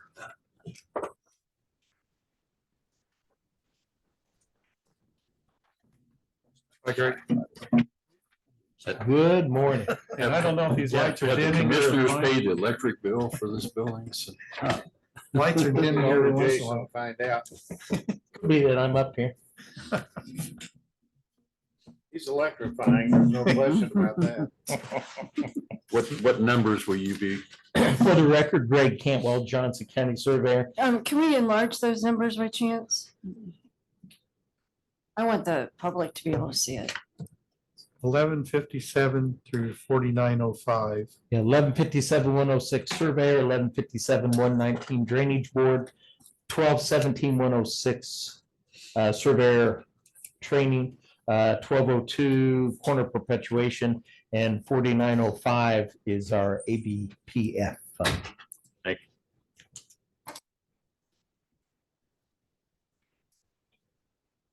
And good morning. Good morning. We have in the surveyor's office 8, including the elected official full-time and 1 part-time position. 4 of those positions are under the 1157-106. 2 of those are under the 1157-119, and 3 of them are under the 1202. Of those positions, I have two, one under the 1156-106, the secretary, the other under the 1157-119 records clerk. Those two, I'm going to review those for some possible changes in their job descriptions, and that'll come before us in the 2025. But I just wanted to give you a heads up on those.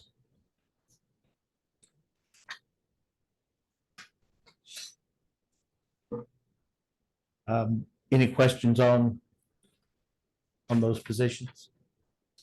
Could you state those positions again, please? You have on your. you have That are going to review would be the secretary under the 1157-106 and the records clerk under the 1157-119. And in your letter, you list those as these amounts, 46,667 and 42,118. Yeah, I think I had my last year's numbers on those. Okay. All of those positions, I've stayed within the 5%, except for one. In the 1157, the elected official. What you had before you, I based on the 2020 salary study, the outside average 65,092, the 2022 salary study, which recommended the 56,777, and then I took the average elected official out of the 2020 at 58,227. I proposed a base salary of 63,200. Under state statute, the surveyor is paid $2 per section corner on the book, as well as $2 per mile of regulated drain. That came to 2454 and 800, which would be a total compensation of 66,454.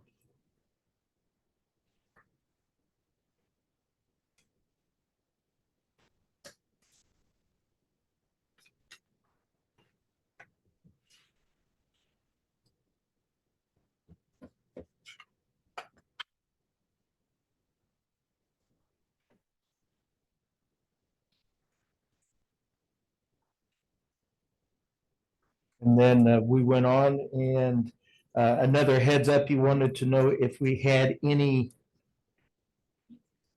possible increases. I anticipate in the year 2026 that my first deputy will retire.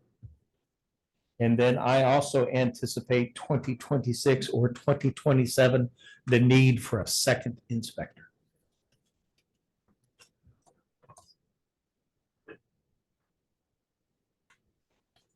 Do you want to address any of the other funds or all the funds, anyone in particular? These down to 4905. I do.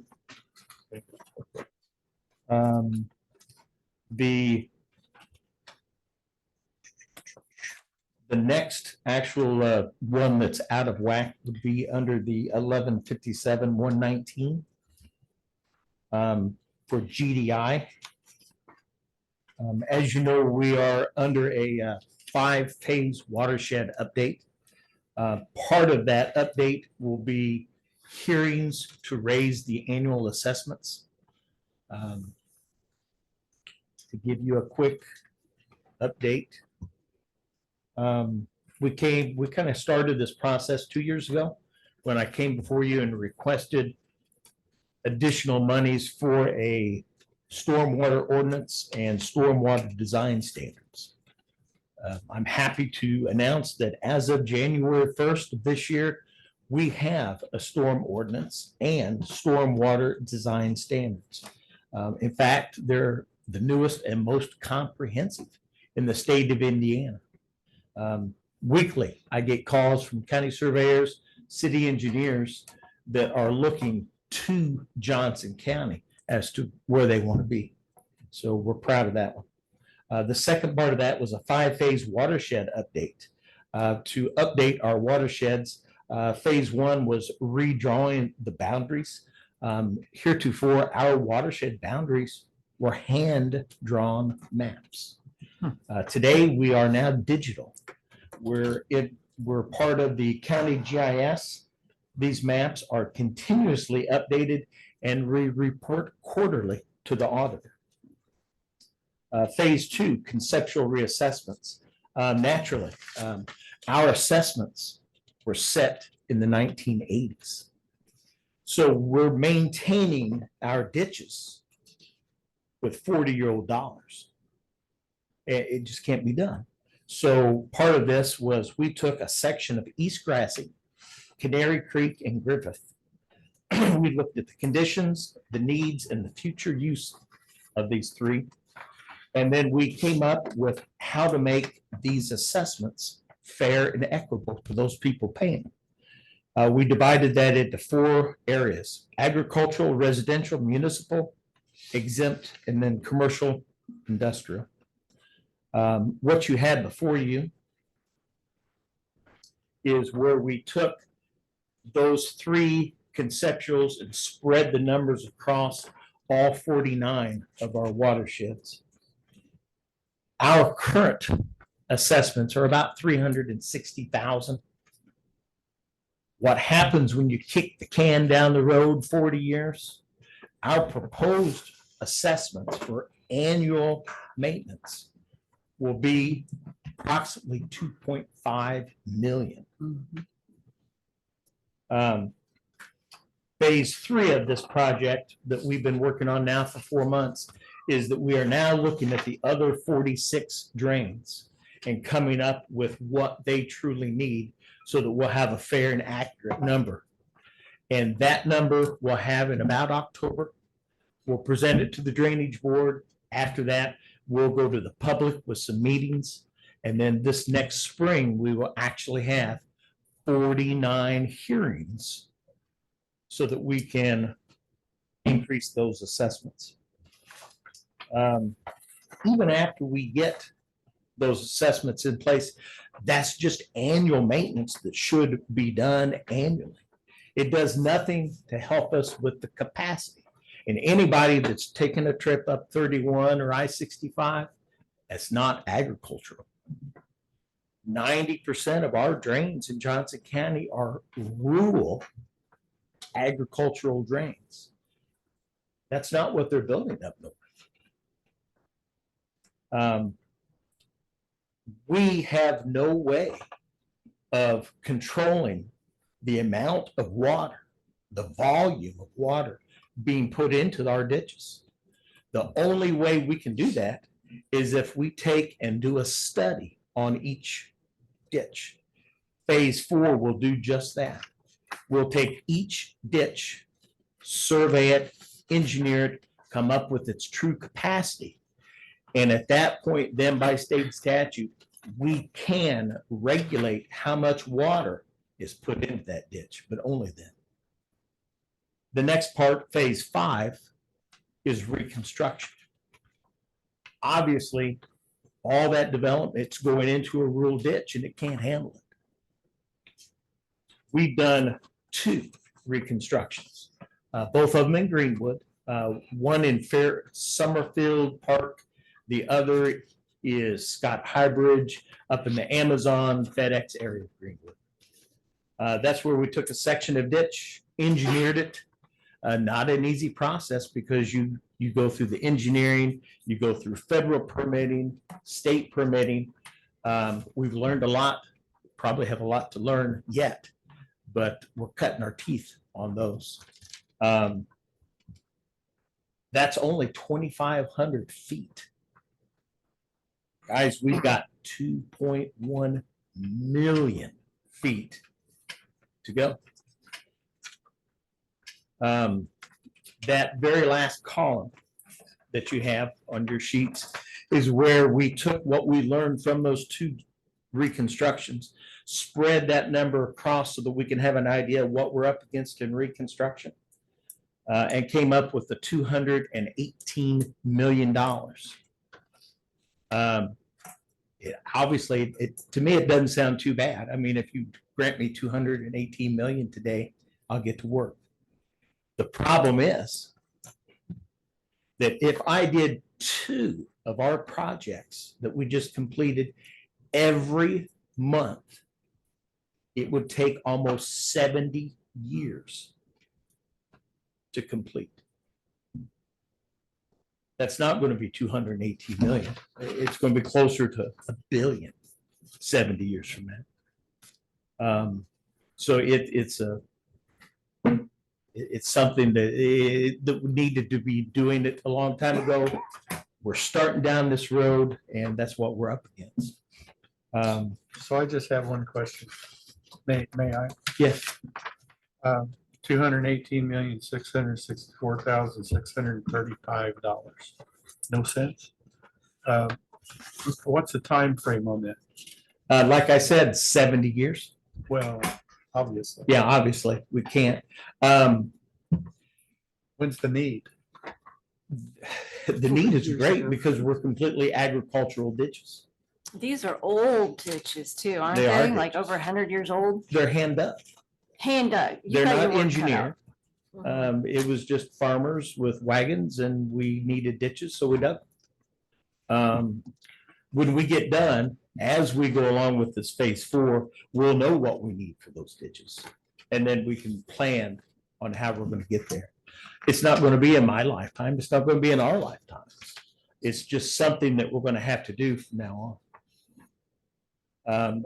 It's probably going to mean that the county surveyor is probably going to annually have not only $2.5 million worth of maintenance, but we're probably going to have 20, maybe even $50 million of annual reconstruction.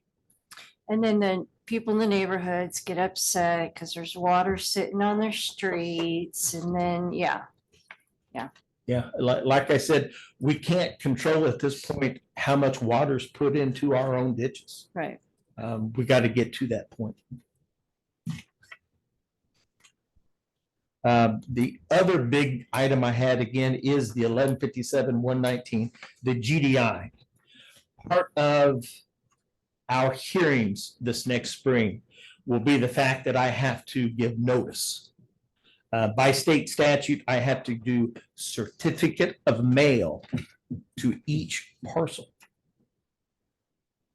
We've got 36,000 parcels in our watersheds. So we're going to be doing a certificate of mail. We do a paper notice for each of the 49. But in the survey ditch world, within 10 days of that hearing, the notices that have come back to us, we then have to individually advertise those, similar to what a tax sale is in the newspaper. So we're guessing somewhere between 1,800 and 7,200 of those would have to go into the paper a second time. We're estimating our expense of about $97,600. I've asked for our GDI to increase from the 17,571 in 23 to 100,650 for this coming 2024. The reason why I put this in GDI and not in an advertising line, because if it's in GDI, we don't lose it. If we put it in the advertising, we'll advertise with it and it's gone. But remember what that GDI fund is. That's the surveyor's big bucket of funds that he dips into when these individual funds run out of money. They can reach in and get a loan out of that big bucket. When the annual assessments for these individual ditches come back in, that loan is paid back first. If we put the money in GDI, we can use it on those notices for the hearings. And then when the reassessments come in, that money will go back into GDI and we won't lose it. I've also included a little thing in your information, IC 36-927-73 E. And that's a state statute. The board finds, when the board finds that the amount of money in the general drain improvement fund exceeds the amount necessary to meet the expenses likely to be paid from the fund, and the money has been raised by taxation, the board shall issue an order to specify the excess amount and directing that that amount be transferred back to the general fund. So there again, a possibility we won't lose that money. And then the other items that are above the 5%, under our corner perpetuation fund, I've asked for an additional amount. We've gone from 2 trucks to 3 trucks, and I just need that amount to maintain those trucks, keep them washed. And then professional services under the corner perpetuation fund, I've requested an additional 100,000 because we're busy. And we're doing a lot of reviews. There's a lot of development in our Greenwood, Whiteland, Franklin corridors. And we need the money for that outside review. And then the very last item, what I call our liquor fund, it's the 4905. That's the fund where the county surveyor reviews liquor license locations. That's $100 goes into that fund. I'm requesting that 15,000 of that be thrown over to use for this advertising of our hearings. That's it.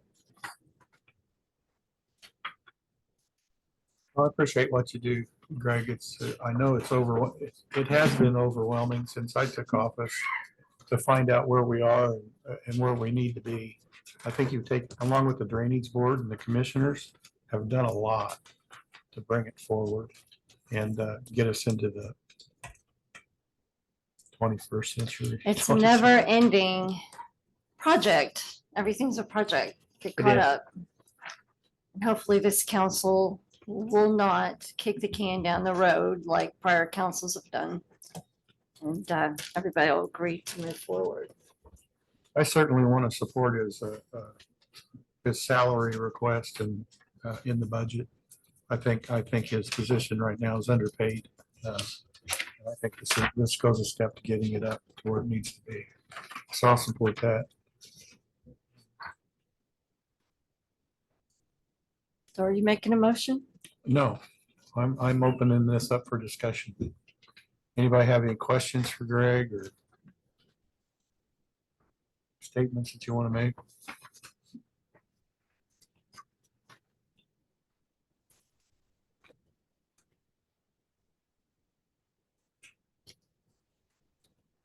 Real quickly, just a question. Greg, can you do the logic behind that salary increase again? Because back to the napkin numbers over the last 3 years, including this one, I guess, in 24, 12% increase, 13% increase, 16% increase. That seems like we're adjusting every year, or it seems like that it seems high based on what normal compensation management would be. And I can't speak to the past, but can you, one more time, the 16% this year is based on normalizing to something? It's that I'm trying to set up the next guy. I think it's underpaid at this point comparatively to the other elected. I think it's underpaid compared to, and I put 7 comparisons down. The Hamilton, Tippecanoe, Vandenberg, Johnson, Monroe, Boone, and Morgan. 2 of those are licensed surveyors. The Monroe County, who is a licensed surveyor, has no drains. They have no regulated drains in Monroe. Wouldn't that be exciting? So we're normalizing the counties, not necessarily. Yes, so I based, I I kind of looked at everybody as their busyness, their size. That and the salary studies. And that's how I came up with that base. Yeah, this job, clearly, I mean, last year I was hoping that you would get more money, but clearly your job is underpaid compared to other counties and the It's- state.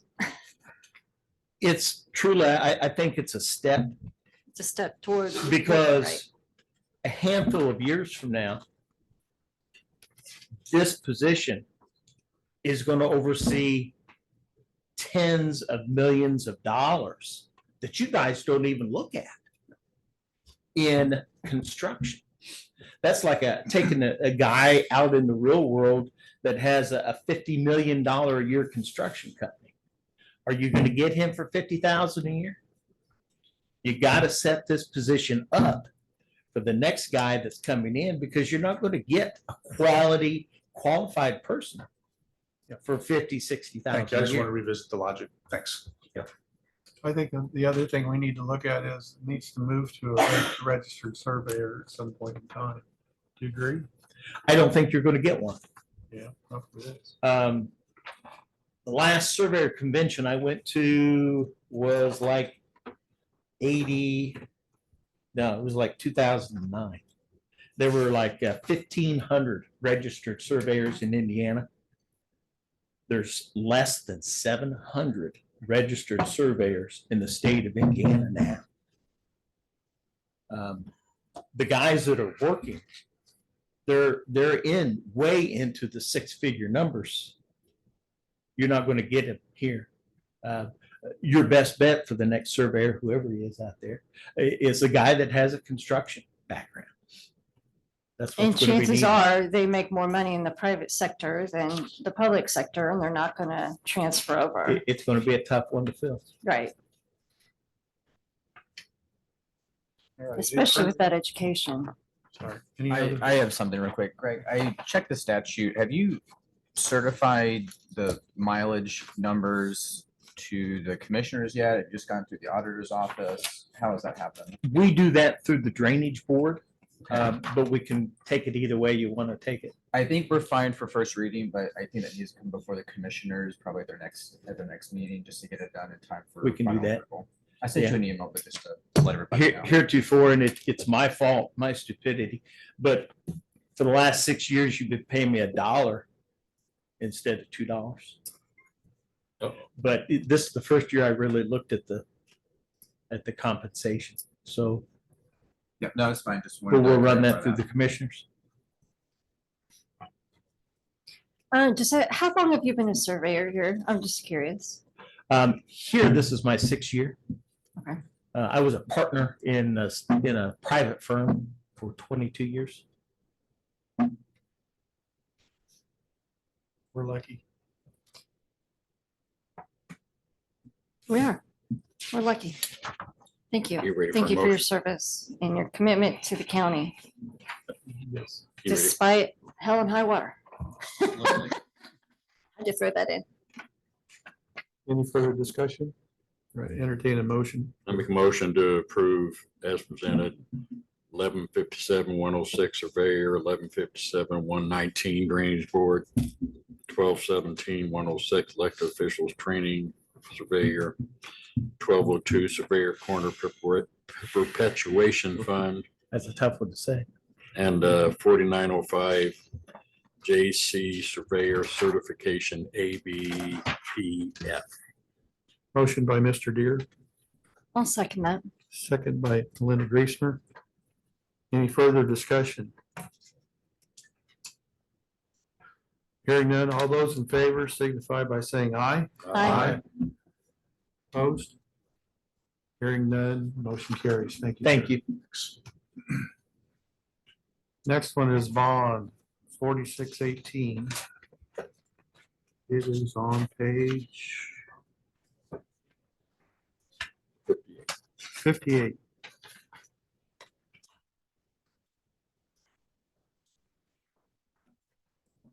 Baird, Johnson County Commissioner.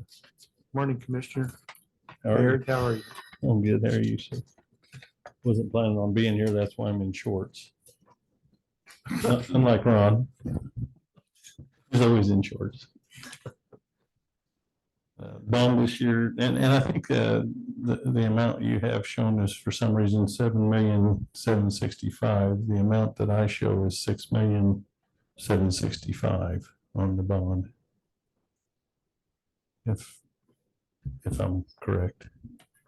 How do we Maybe don't verify show. that? How do we verify that? Is that something easily done? I'm pulling up our ordinance now.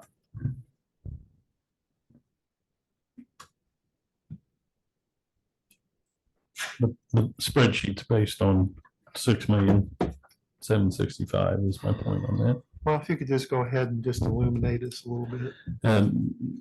Basically, if you look at the way the bond is listed, other vehicles, which are all other department vehicles that come out of the bond, pretty well every year. That's for planning and zoning, and all the other departments don't have to do with sheriff's office.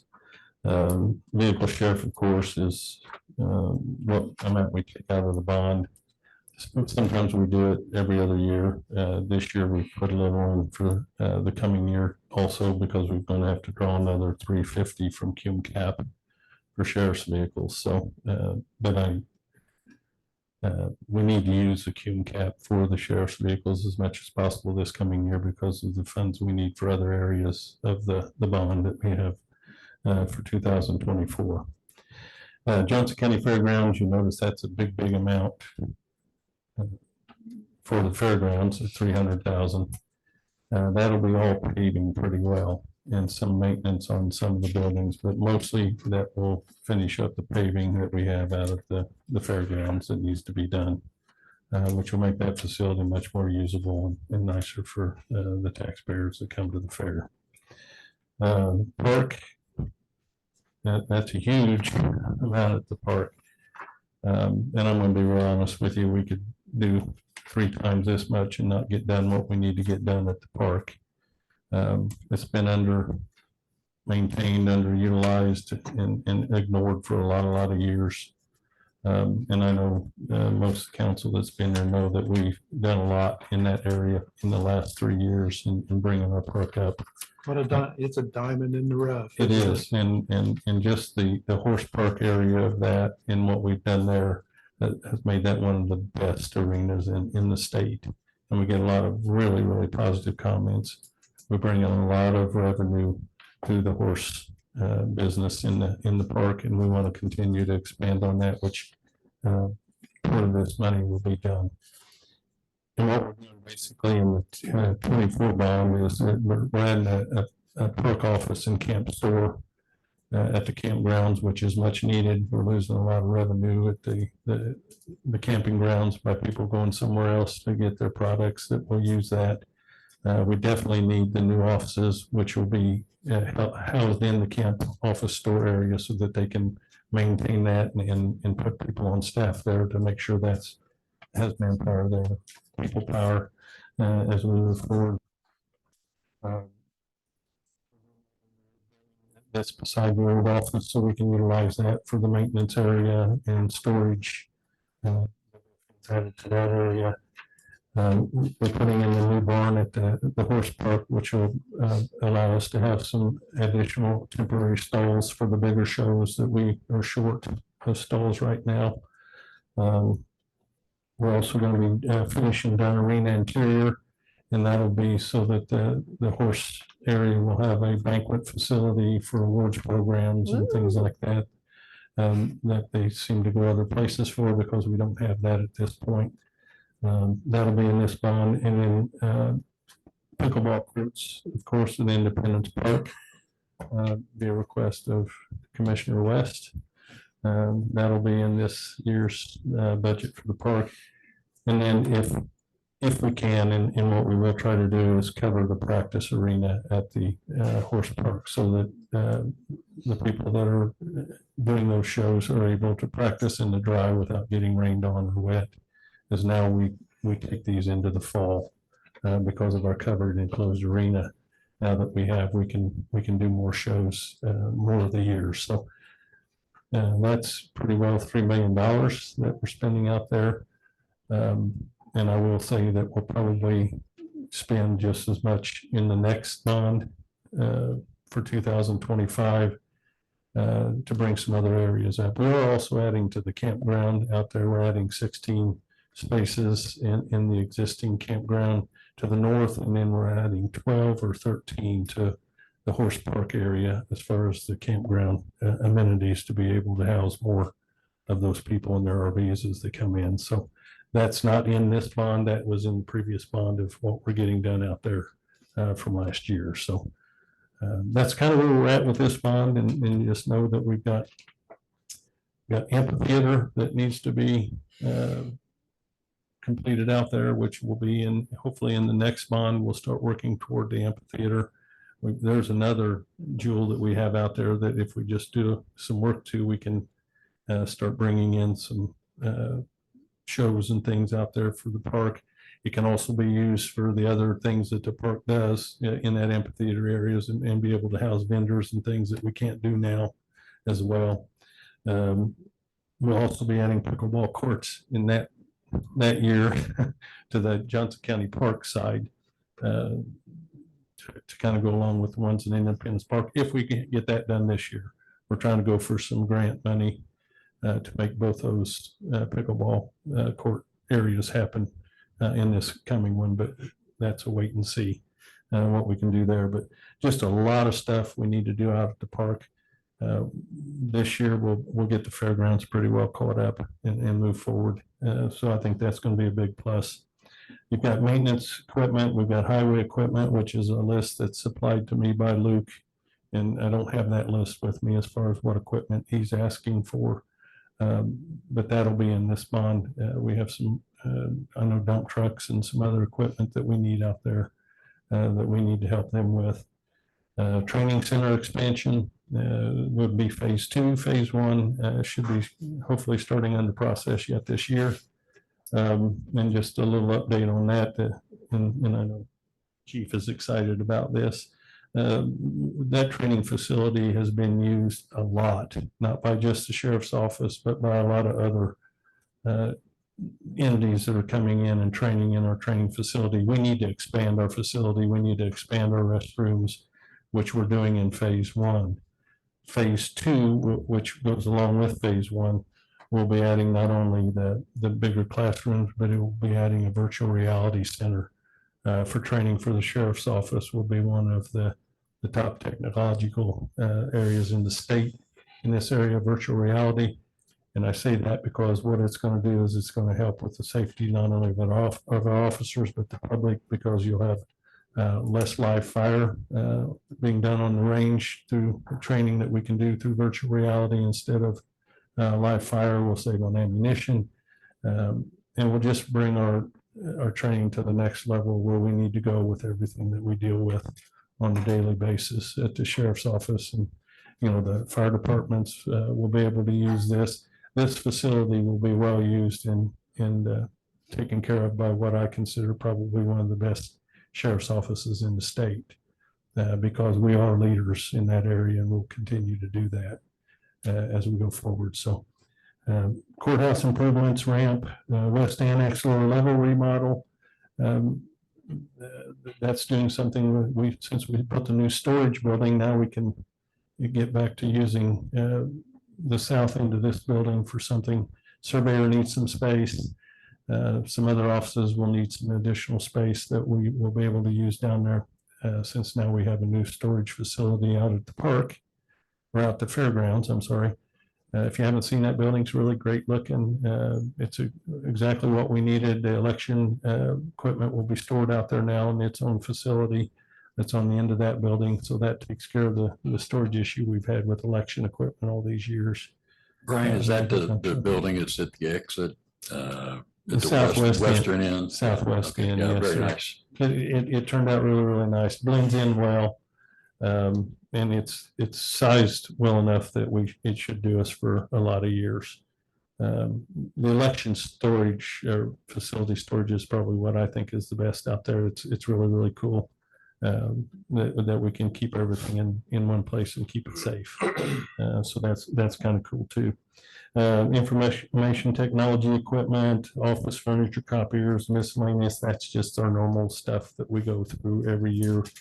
And we have used the bond to get stuff that everybody needs. So Basically, that's the amount I had, and I don't know, Adam, did you check that amount to see if I'm right on that, 6,765,000? Yeah, so the total amount on the bond is $6,765,000. Jeff Peters will also be presenting before the council at the September 11th public hearing as well. So you have a little bit more information at that time as well. For this bond? Yes.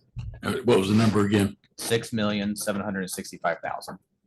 And then the professional services stays the same, As far as I know, yes. 5,000, you have 5,000 in here. I don't know what that was. You have money in the bond to fix the lights? The lights in here? If I'm in here, that would be under maintenance budget. probably, so, but I'm sure we got it covered I somewhere. thought it was my sugar. So anyway. I just want to add the residual benefit of all of the improvements at the horse park, which Commissioner Baird is primarily responsible for, is paid off in as much as, and I've preached this for years, the equestrian side of the events down there at the horse park is truly the only event in Johnson County that brings people for multiple days, overnight stays. And with the addition of the 2 hotels here in Franklin, you probably noticed that we've almost doubled our innkeeper's tax collection. And I think those 2 things coincide, the new hotels. Now the people that come to the horse park before, a lot of them were going to Columbus or Bartholomew County to overnight their stays, and now they're doing it here in Franklin. So we're probably benefiting $20,000-$30,000 maybe a month or more during the season, just through the equestrian events that they. Yeah, and I know they already are, CVT.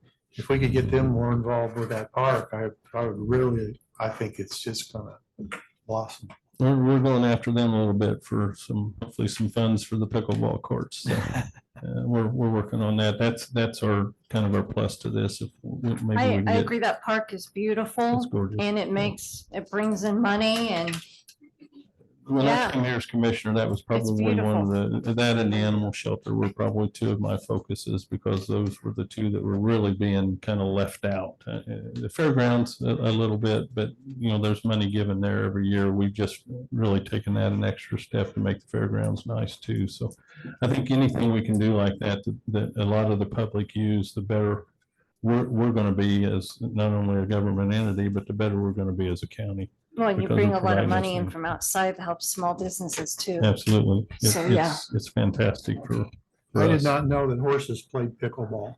There any further discussion? Something else. Any further discussion on the bond? So, hearing none, a motion for number 4618, bond number 3. I'll make a motion to approve 4618 for the bond. Motion approved by Pam Burton. Second. Is that John? Was me. Second by John Dittmer. Is that with the change, reducing it $1 million? Oh, I'm sorry. Yes. Yeah, to the 6,765. 6,765, yes. Sorry, Amy. I'll take the extra million if we could get it, because we got plenty of places to use it. So are we waiting on a vote? All in favor, signify by saying aye. Aye. All opposed? Motion carries. Thank you. Thank you very much. Have a good day. You also. Next item, last item for this afternoon is number 1233, Lit Correctional Rehab. I don't know if there'll be anybody's presenting on that or that we can certainly up for discussion. Pretty much what it is. Yeah. Well, there's always one in here that is just interesting that it's there, the council appropriation line 3135, the $500,000 for advertising purposes only, perhaps an explanation for that for the new counselors. It's just I a don't plug have an number for explanation for it. advertising purposes. I'm sorry, couldn't. It's just a plug number for advertising purposes for that fund. I have to stick it somewhere. So if we increase it and transfer something out of the general fund to the lit fund. I suggest that we do that at the second reading. Right. He was asking. Yes. I'd move to approve 1233 lit correctional rehab. Second. Motion approved by John Dittmer, second by John Myers. Any further discussion? All those in favor signify by saying aye. Aye. Opposed? Motion carries, and I know that I don't ask for a. Motion to recess. We don't adjourn. So we need a motion to recess. Yes. I move we recess Motion- until Thursday. Motion to recess by John Mullers and a second by Ron Deere. All those in favor signify by saying aye. Aye. Opposed? We are, Recessed. we are, recess until we are Thursday? waiting until Thursday. I'm gonna leave my What lunch. they got here with the rest of them? I thought you were recessing for lunch. No, we're recessing this Thursday. Thursday. That was today's agenda. We did it all. The second column. Well, The second column.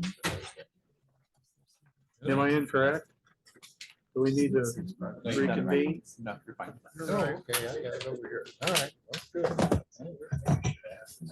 I'll take that. Yeah, I kept waiting. Recess for lunch. Last year, I think. It was a very small budget. Second reading. I think